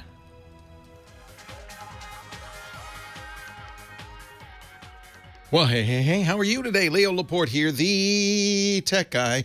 Time to talk computers, the internet, home theater, digital photography, smartphones, all that jazz. Anything with a chip in it. 8888 Ask Leo. That's the number. 888-827-5536. That's toll free from anywhere in the U.S. or Canada. You can also call us via Skype if you're outside those areas. 8888 Ask Leo. We are talking high tech. And I guess I've picked up a line. I didn't even know it. Michelle in Thousand Oaks. Leo Laporte, the tech guy. Hi, Michelle. Hi. I sort of started to ask you a question and got off, or you got off on a tangent about apps being backed up. Oh, you and me both. Yes. Okay. So, good. So that wasn't your question, but that is, by the way, an issue. So what's your question? My question is, I use an external hard drive. I use a Mac, and I have Carbonite. Okay. The reason I have the external hard drive is you need a third one. My question really is, say I back up weekly, and then 6 months, a year from now, are the documents that I had in there that I backed up from, say, my 2012 taxes, are they still in that backup? Well, of course. Where would they go? Well, how much? Well, okay. Now, on Carbonite, that might be different. So let me explain what Carbonite does. If you delete the copy on your local drive, I think it's 3 months later, Carbonite will delete it on the backup. They don't want the backup to balloon out of proportion, and so they will. Now, if the copy on your local hard drive will not be affected by deleting it, as long as the copy you're making is not a full synchronization. If it's just a backup. If it's a synchronization, then it will delete it because it's trying to keep the external drive the same as your internal drive. So, but generally backups don't get deleted. Did you lose something? No. My question would be, if I went back into, like, I have a terabyte Lib-C, and I use some of it for my MacBook Air that I use for photography being on another different hard drive. I still back it up, and I just want to know how long. They don't use the whole space up and say, well, now you got to go out and buy a new hard drive. Well, right. That's right. So exactly right. You can have more stuff on your backup than you have locally because it keeps everything. But if generally you want to get a backup drive, an external drive that's bigger than your internal drive. Well, I think a terabyte is bigger than my iMac. Yeah, so yeah. If it's twice as big as your iMac, then it'll last a long time. And then when it does fill up, get another one that's bigger. Put that one aside. Now you have a copy that's in, cold storage. Well, then I must have misunderstood because originally that I thought that, they don't necessarily duplicate, but I thought they removed once they were full to X point. Well, it depends. Are you using Time Machine? I use Time Machine, and then I use the external hard drive. Yeah. Does that make sense? Yeah, but Time Machine recognizes the disk. Yeah, so Time Machine does, after a while, get rid of old stuff. I think. Okay. I think it might. But only, okay. So let's say you're working on your resume, and you update your resume. It'll keep the previous version and the new version. And it'll keep a number of versions up to a point where it starts to fill up the drive. Then it will delete the older versions. If it's your 2013 taxes and that has a unique name, it's never going to replace that. Okay. So the first one's called versioning, where it will keep multiple versions of the same document up to the point where it starts to run out of space. And so after 8 or 9 copies, you might not be able to go complete. That's that whole back in time thing that Time Machine's doing.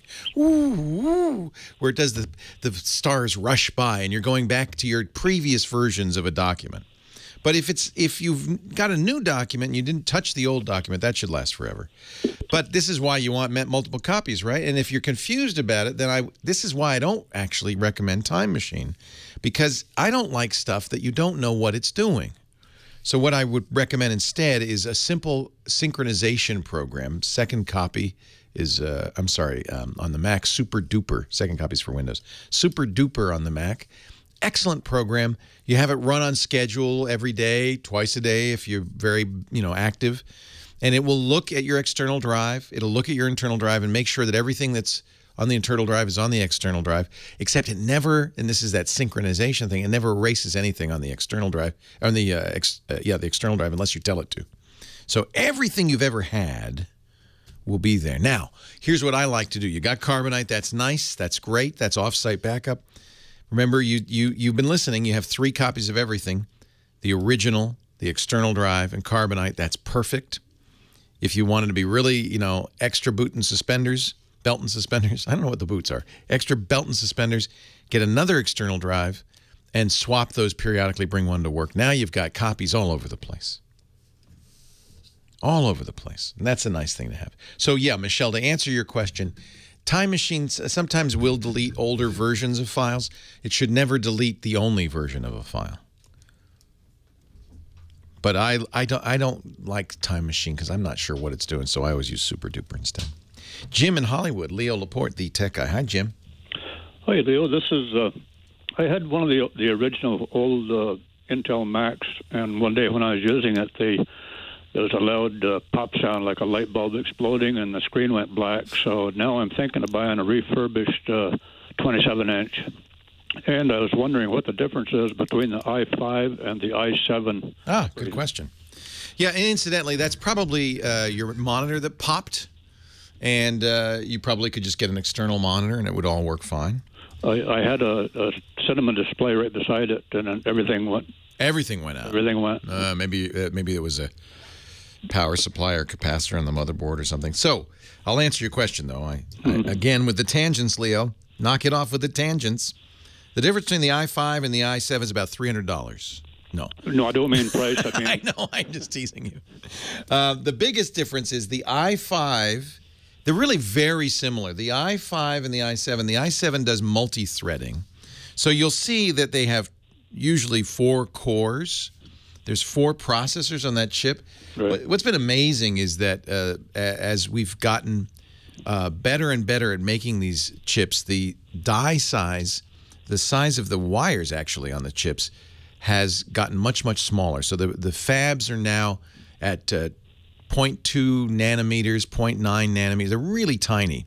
And as you get tinier circuitry, that means you can pack more on the same die. The die is the chip itself. Mm-hmm. So without getting the chips bigger, we have more capacity. So what Intel has been doing is they're saying, well, we got so much room, we could actually put 4 chips on a die, 4 cores. Mm-hmm. So the number of cores is generally the same on an i5 and an i7. The i7, they have something called multi-threading, which means each core can do 2 things at once. So you might have a dual-core i5 and a dual-core i7, but the dual-core i7 could do 4 things at a time. Oh, I see. It doesn't make a very big difference. And also, is it worth the money to get the Fusion drive instead of the regular?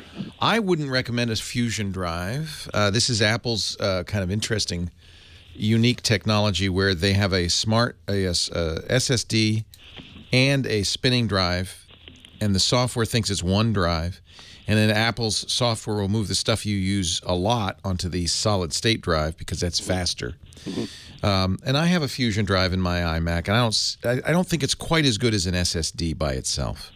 So one of the things you could do is you could break up the solid state and the spinning drive and say, look, I'm going to put my, what I like to do is have my operating system and my applications on the solid state drive where that's the fastest, and then I keep my data on a spinning drive. In other words, I do it myself. I feel like that's going to give you more bang for your buck than the Fusion drive. Fusion also adds other issues like Windows compatibility. I'm not crazy about it. Leo Laporte, the tech guy.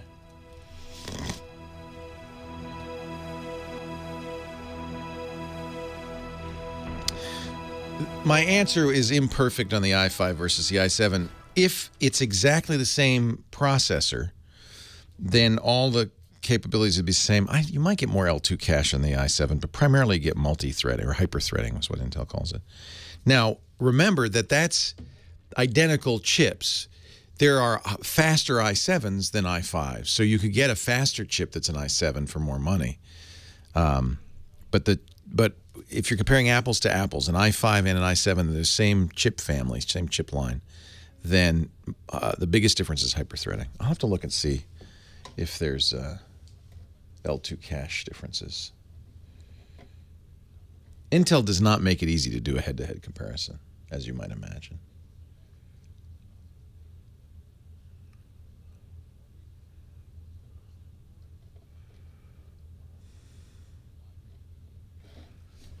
Let's see if I can find an Intel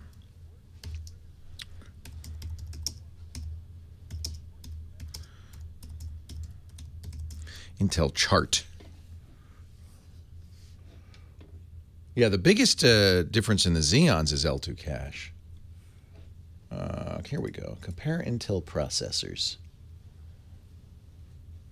Well, this is, of course, they're not going to make this easy. They don't want you to really. They just want you to go, well, 7's 2 better. So.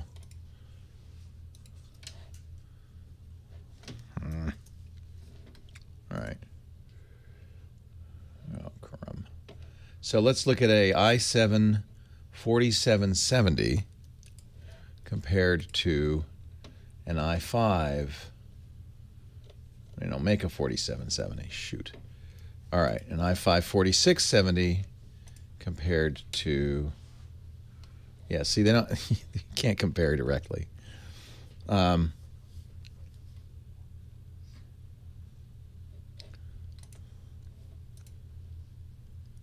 right, this is a 6, so it's got 6 megabytes of shared cache, up to 3.8 gigahertz. That's the 4670. Where's the i5? 46. Oh, that was the i5. Here's the i7 4770. So 6 megs of cache, up to 3.8 gigahertz. 8 megs of cache, up to 3.9 gigahertz. So more cache. Should I get these side by side? So these are roughly the same family. DMI is 5 GTs per second, whatever the hell that is. QPI link's the same. Instruction 6, 64-bit. SSE's version's the same. Lithography, 22 nanometers. Yeah, so the difference about $100, maybe a little less. Number of cores 4, number of threads 4 on the i5, number of threads 8. So there's the hyper-threading. The max turbo frequency is a little bit faster, probably not noticeably so. They're both 84-watt parts. Same RAM, DDR3. All of this stuff's the same. Same graphics, subprocessor. So really the difference is there's a little bit more L2 cache, 8 megabytes shared as opposed to 6. That's probably because of the hyper-threading. Slightly faster clock speed. Mostly it's the hyper-threading. Leo Laporte, the tech guy. So you got to go to Intel, and it's good luck trying to compare processors. But I've pulled up 2 as an example, and I'll put these both in the show notes so you can look. I've pulled up the i5 4670 processor that came out the end of last year, or spring of last year, I guess, and the i7 4770 processor came out at the same time almost identical processors. And one thing you should understand is the thing the processors do, the instruction set, the calculations, the SSE instructions, all of that is identical. The only difference in the i5 and the i7, the i5 has a little bit less L2 cache. That can make a difference in performance, but that's mostly because the i5 doesn't have hyper-threading. It can only do, in this case, 4 things at a time. The i7 can do 7. And the i7 can go up a little faster, 3.9 gigahertz compared to 3.8, just a little bit faster. Probably, I'm going to guess, probably these are identical chips. And the way they make chips is kind of interesting. They do something called bin sorting. So they'll make, the chips, you know, come on a silicon wafer. It's a giant circle of silicon that they then cut up into processors. And so all the chips on a single wafer, they'll cut them up, and they'll test them. They'll say, how fast can this chip go reliably? And then they'll bin sort them. Well, this one could go 3.9, this one goes 3.8, this one goes 3.7. And there are differences, even within a wafer, of the capabilities of a chip. It might get a little hot when it goes 3.9 and it doesn't get, it's less reliable. So they'll bin sort them. And then they'll sell the faster chips for more money. Same identical chip, really, electronically. But because of the way it was made, there are differences in performance and abilities. I think they also will do things like disable capabilities in chips. This wafer, this is going to be an i5 wafer. We're going to disable something called hyper-threading that allows a single processor to do 2 things at once. You know, cut a line, in effect. And now it's the same chip came on this. It's identical, except that they just little bitty change there, and now they could charge. You know, that one they could sell for less. They want to have a range of chips at a range of prices so that people can get computers at a range of prices. And it's about $100 less for the i5 for the manufacturer than the i7, so you can make a $200 or $300 less expensive computer. So Intel does this, and they do it consciously. They actually, of course, they could make all their chips be equally fast. They can make all their chips top of the line. But then they wouldn't have any low-end stuff. So they artificially limit the capabilities of various chips. And that's what's happened, I think, with the i5 and the i7. They're effectively the same. Capabilities exactly the same, except for a couple of little things here and there. Nothing to be, and in most cases, an i5 is all you need. There are only a few cases where the number of things a chip can do at once is important. Video compression, things like that. You know, if you're doing multi-threaded calculations, if you're launching rockets, you might want an i7. Most of us, an i5 is just fine. And I do like the Intel chips, but it's interesting the games they play. Truthfully, if the bin sorts don't give you enough chips, you might say, you know, I need more i5s, and all of these chips are testing out as i7s. Tell you what, let's take some of those i7s. You just mark them i5, put them in that bin. That happens all the time. It happened years ago. We enthusiasts knew that the Celeron chips that Intel was selling were really much more capable than they were marked on the box. You could overclock them, run them at a higher speed than was marked on the box reliably. It's because in the bin sort, they didn't get enough of these cheap chips, so they just said, well, take some of those more expensive chips and mark them cheap. But the enthusiasts knew. And they said, great, you can get this chip. The word went out. You can get this chip, and you can run it. Just turn up the clock speed on your motherboard. You can run it faster, and it's reliable. Ah, those were the days. 8888 Ask Leo. They don't do that anymore. Mark in Amherst County, Virginia. Leo Laporte, the tech guy. Hi, Mark. Hey, good afternoon. Good afternoon. Moved back to the rural area of central Virginia up in the Blue Ridge, and we had gotten used to DSL speeds living in a more metropolitan area. Yes. I'm doing some online consulting work and, different things for the business I was in for 30 years. Mm-hmm. I'm having to use a Verizon wireless router like you were talking to the gentleman about earlier. Right. I can blow 40 gigs in an afternoon in a video conference. Oh, boy. Oh, boy. Man, it's eating me alive. I bet, because you're paying, are you paying overage or you pay for the bits? Or? Oh, overage is 15 a gig. Right. So you're using Verizon's cellular technology, a 4G modem. They say it's 4G, but I don't know because it's roaming to somebody else's network. But it's Verizon's the only one. Oh, no wonder it's expensive. Not only are you paying for the overages, but because you're roaming, you're probably paying roaming charges. Exactly, and Verizon keeps telling us, "Oh, we'll have FiOS back here." They've been saying that since 2001. I can tell you right now, copper pairs open back here. They will never put FiOS out there. They've stopped growing the FiOS plant. AT&T says they're going to do the same thing too, and the reason is, I believe, they're mad at the FCC. And so what these big companies do is they hold the American public ransom. AT&T said, FCC, if you implement these net neutrality, they said this out loud. If you implement these net neutrality policies, we're not going to build any more fiber. That's it. We're done. They blackmailed the American public and the FCC to give them what they want. And Verizon did the same thing. They said, we're going to put FiOS everywhere. They got some concessions, and then they said, oh, never mind. So they've stopped. They're not rolling out more FiOS. That's it. They're done. Yeah. So, yeah, you're never getting FiOS out there. That was a lie. Is there anything over-the-air satellite maybe that might be? Well, you can look at Wild Blue. They have a product called Exceed. Mm-hmm.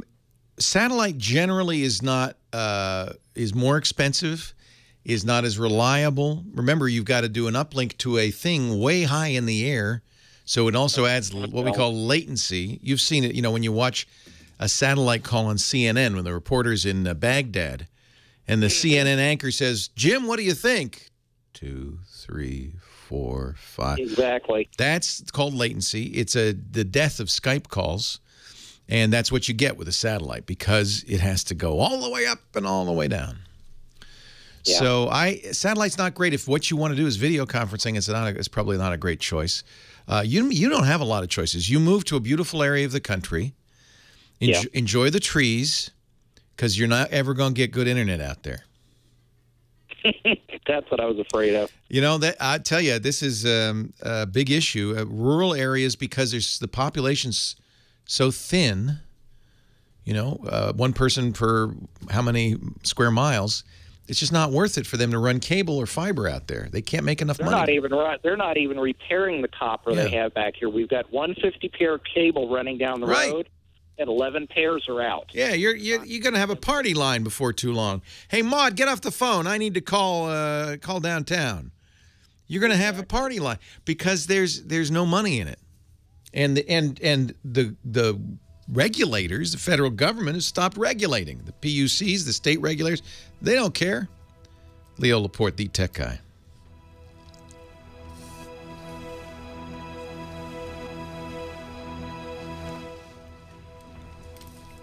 So I'll talk about alternatives when we come back.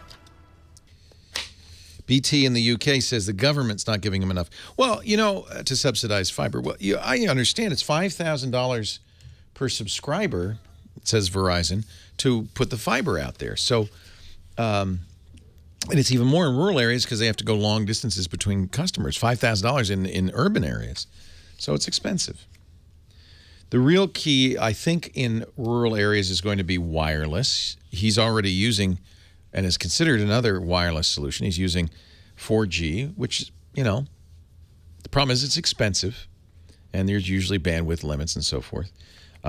Satellite is going to be probably less expensive, although you have to buy the equipment up front, and you're going to see some real latency. And many satellite providers have what they call fair use caps, or fair, what do they call it? Fair something caps.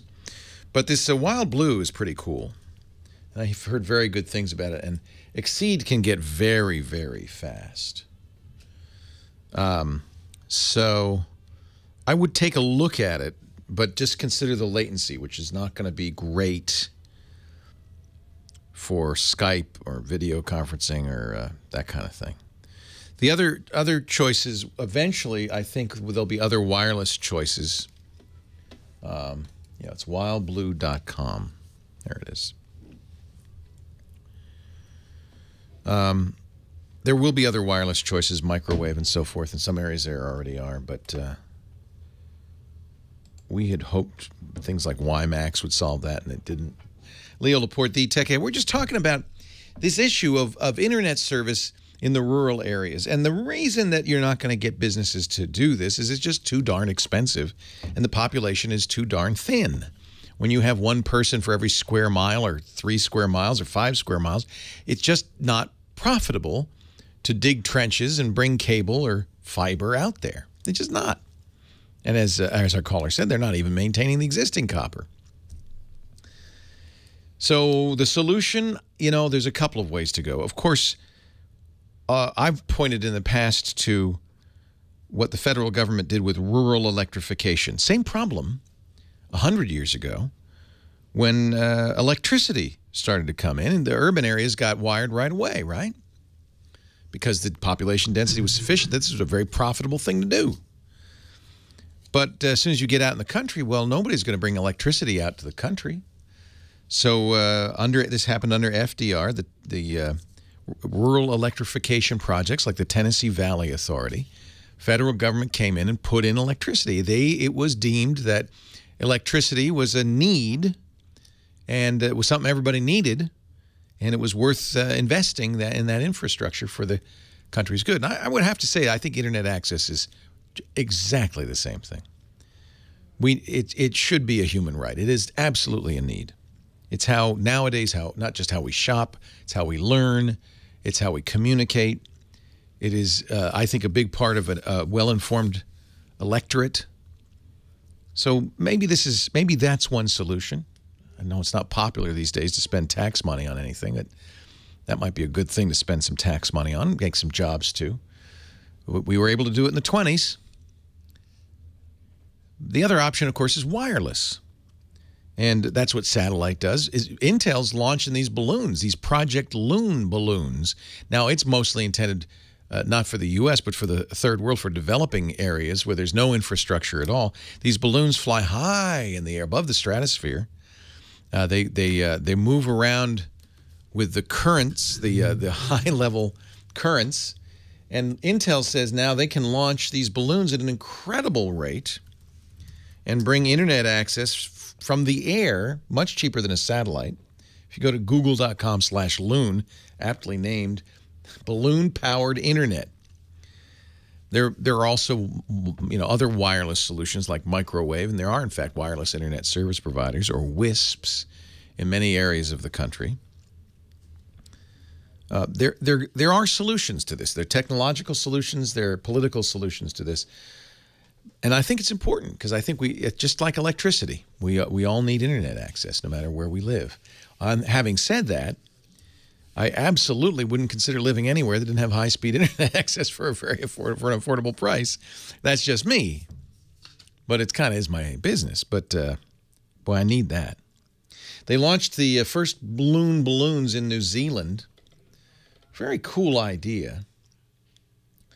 These balloons are kind of like weather balloons. They travel almost in space, right on the edge of the atmosphere. They're twice as high as airplanes and well above the weather, so that's how they can stay up there. And stratospheric winds move in a variety of directions, apparently, so they can use radio controllers to control the location of the balloons by moving them from one area of the stratosphere to the other and using the winds to push them in the direction they want them to go.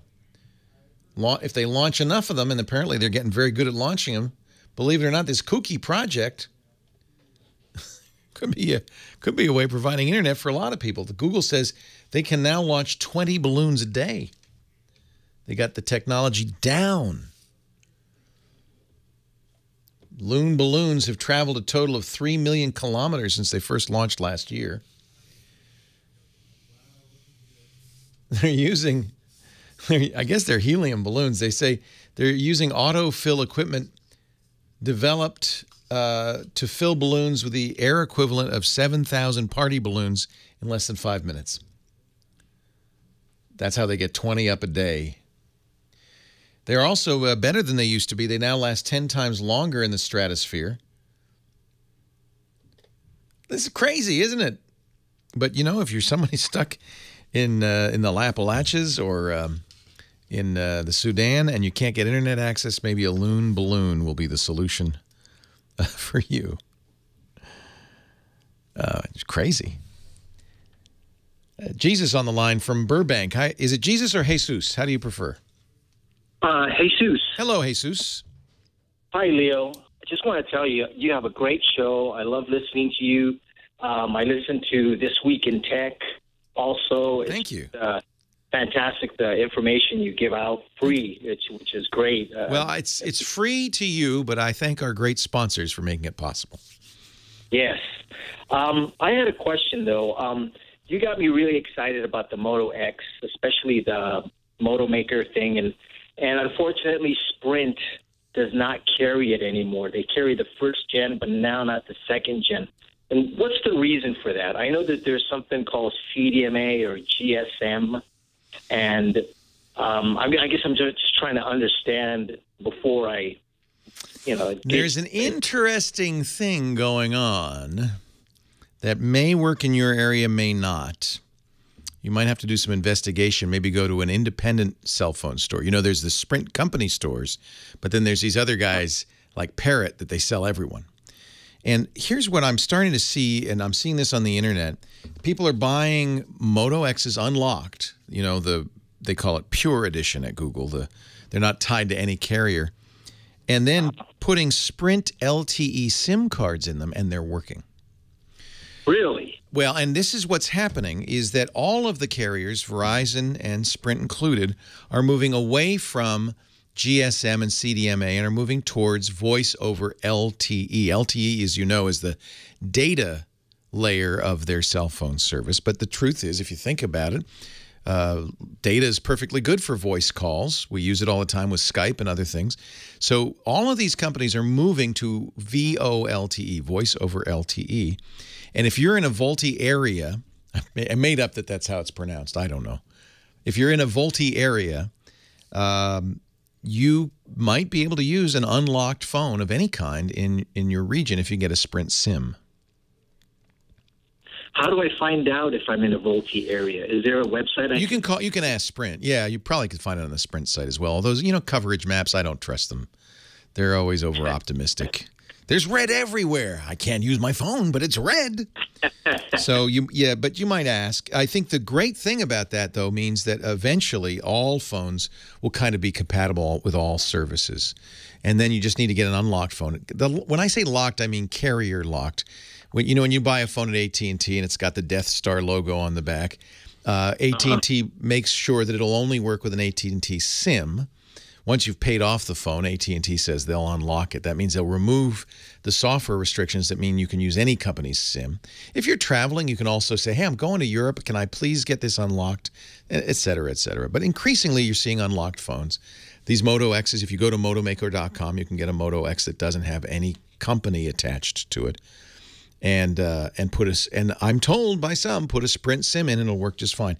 Now, it has to have the right, there's a few things. It has to have, you have to have VoLTE in your area. It has to have the right radio frequencies for that.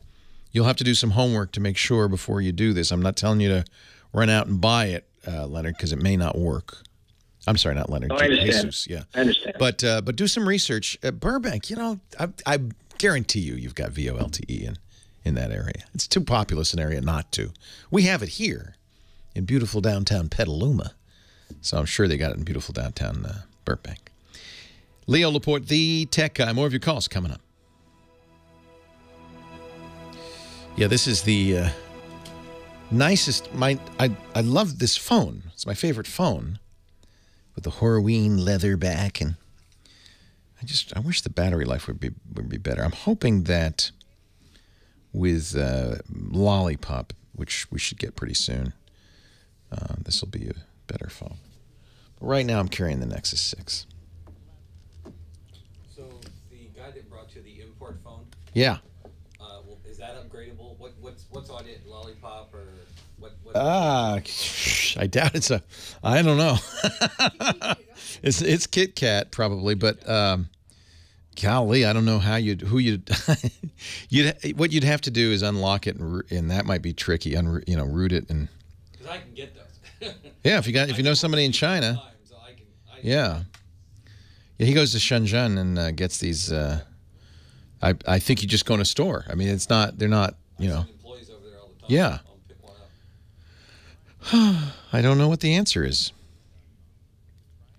That's a good question. And somebody has apparently put on a lock code, so I don't know what to do now. I can't get into this anymore. Probably Howell. Jason Howell wants it. I know I didn't. So when you go out to commercial break, how do you know you're going? You hear that? That's the sound. It's always at the same time, so I kind of know what time. And then I hear the sound. You press something on the TriCaster. No, he does that. Nathan does that in Sherman Oaks. And so he's feeding me back audio, so I hear that.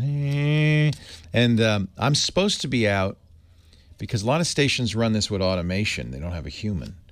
So their automation machines are listening for a subsonic tone. And the tone plays under the music right where there's that dump stab. So it goes, dump. That's where I'm supposed to be done before then because I'll be cut off. But I never do. And every month or so, the Network Operations Center at Premier Networks calls Nathan, and Nathan has to yell at me, "You're not getting out in time." The knock comes knocking at your door. Knock comes a knocking. Yeah, I'm supposed to be done by then. Oh, that's a flask with Horween leather. It's the phone companion. I have a little Moto Hint earpiece with little leather. Hang on. This Nexus 6 isn't nearly as attractive, I'm afraid, but I like the screen size. I just can't decide. Did you see, I think it's in the Sunday Times today, but it's been online for a couple of days, The Secret Life of Passwords. Did you see that, Heather? This is, I don't want you to tell me your password. But all of us have, I think, and the author of this article, Ian Urbina, in fact, we're going to talk to him after the radio show for a little bit, but he noticed that everybody has kind of a standard master password that they might use over and over again, less secure sites, that kind of thing. And it often has a deep-seated meaning, maybe your kid's birthday. Do you have a password like that, Heather? You don't have to tell me. Yeah. But sometimes he says it really has a deep meaning. Oh, yeah, I've got one of those too. Yeah. And so this is a great article. You might want to read this. It's at New York Times, nytimes.com, The Secret Life of Passwords. We despise them, yet we imbue them with our hopes and dreams, our dearest memories, our deepest meanings. And what he did is he went around and he talked to people, and he, believe it or not, got them to reveal, in some cases, their passwords and the stories behind them. He starts off with the story, kind of a tragic story, of Howard Lutnick, who is the chief executive at Cantor Fitzgerald. You remember that was the large financial services firm that was wiped out in 9/11. The entire floor that they were on was hit by one of the planes, killed 658 employees. He was not there. He survived. But because those employees knew the passwords to the servers, to all this stuff, he had the unenviable job of calling everybody's family and saying, do you know if he had a password, what his passwords might be? What he found was nobody knew those passwords, but so he started asking about birthdays and dogs' names. And he found out very quickly that many of the passwords were... Microsoft swooped in to help because they knew that Cantor Fitzgerald would be out of business if they couldn't get into these accounts. So Microsoft sent out experts, and they started doing brute force. But he was able to get some of the less secure passwords by knowing more about the people who made the passwords. He would ask, what's your wedding anniversary? Tell me again where he went for undergraduate. Did you guys have a dog? What's her name?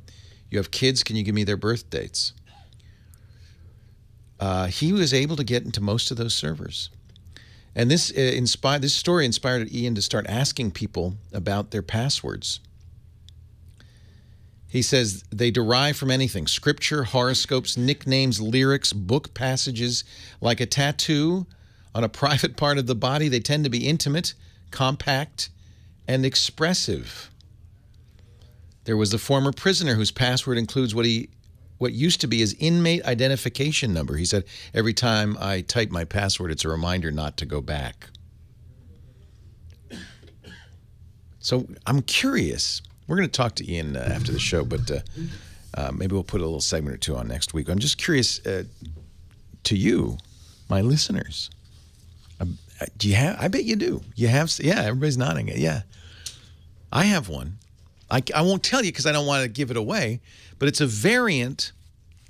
It goes way, way back to 1994, and I've used this since then for all sorts of accounts in a variety of different forms.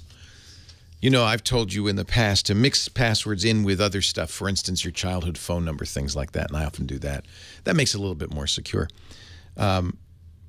But this password that I use is a variation on something Soledad O'Brien told me. Remember we were talking earlier in the show about I was on a show for MSNBC called The Site, and the NBC executives hated me.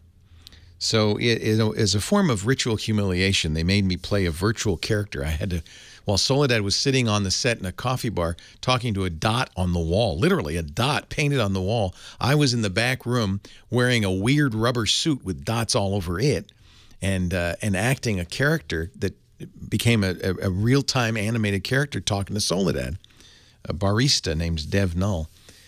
Well, Soledad once told me that her mother hated me.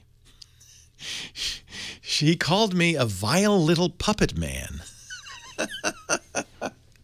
And this was such an unhappy period in my career that I remember that insult, and I still use that as the basis for a lot of my passwords. I realized not so long ago, maybe that's not a good thing to dwell on, but I think that a lot of us had passwords like that. Sometimes not always happy memories, but something that just we'll never forget. Anyway, wonderful article if you get a chance to read it in the New York Times. It's called The Secret Life of Passwords. And Ian talked to so many people, surprisingly, who are willing to tell their story.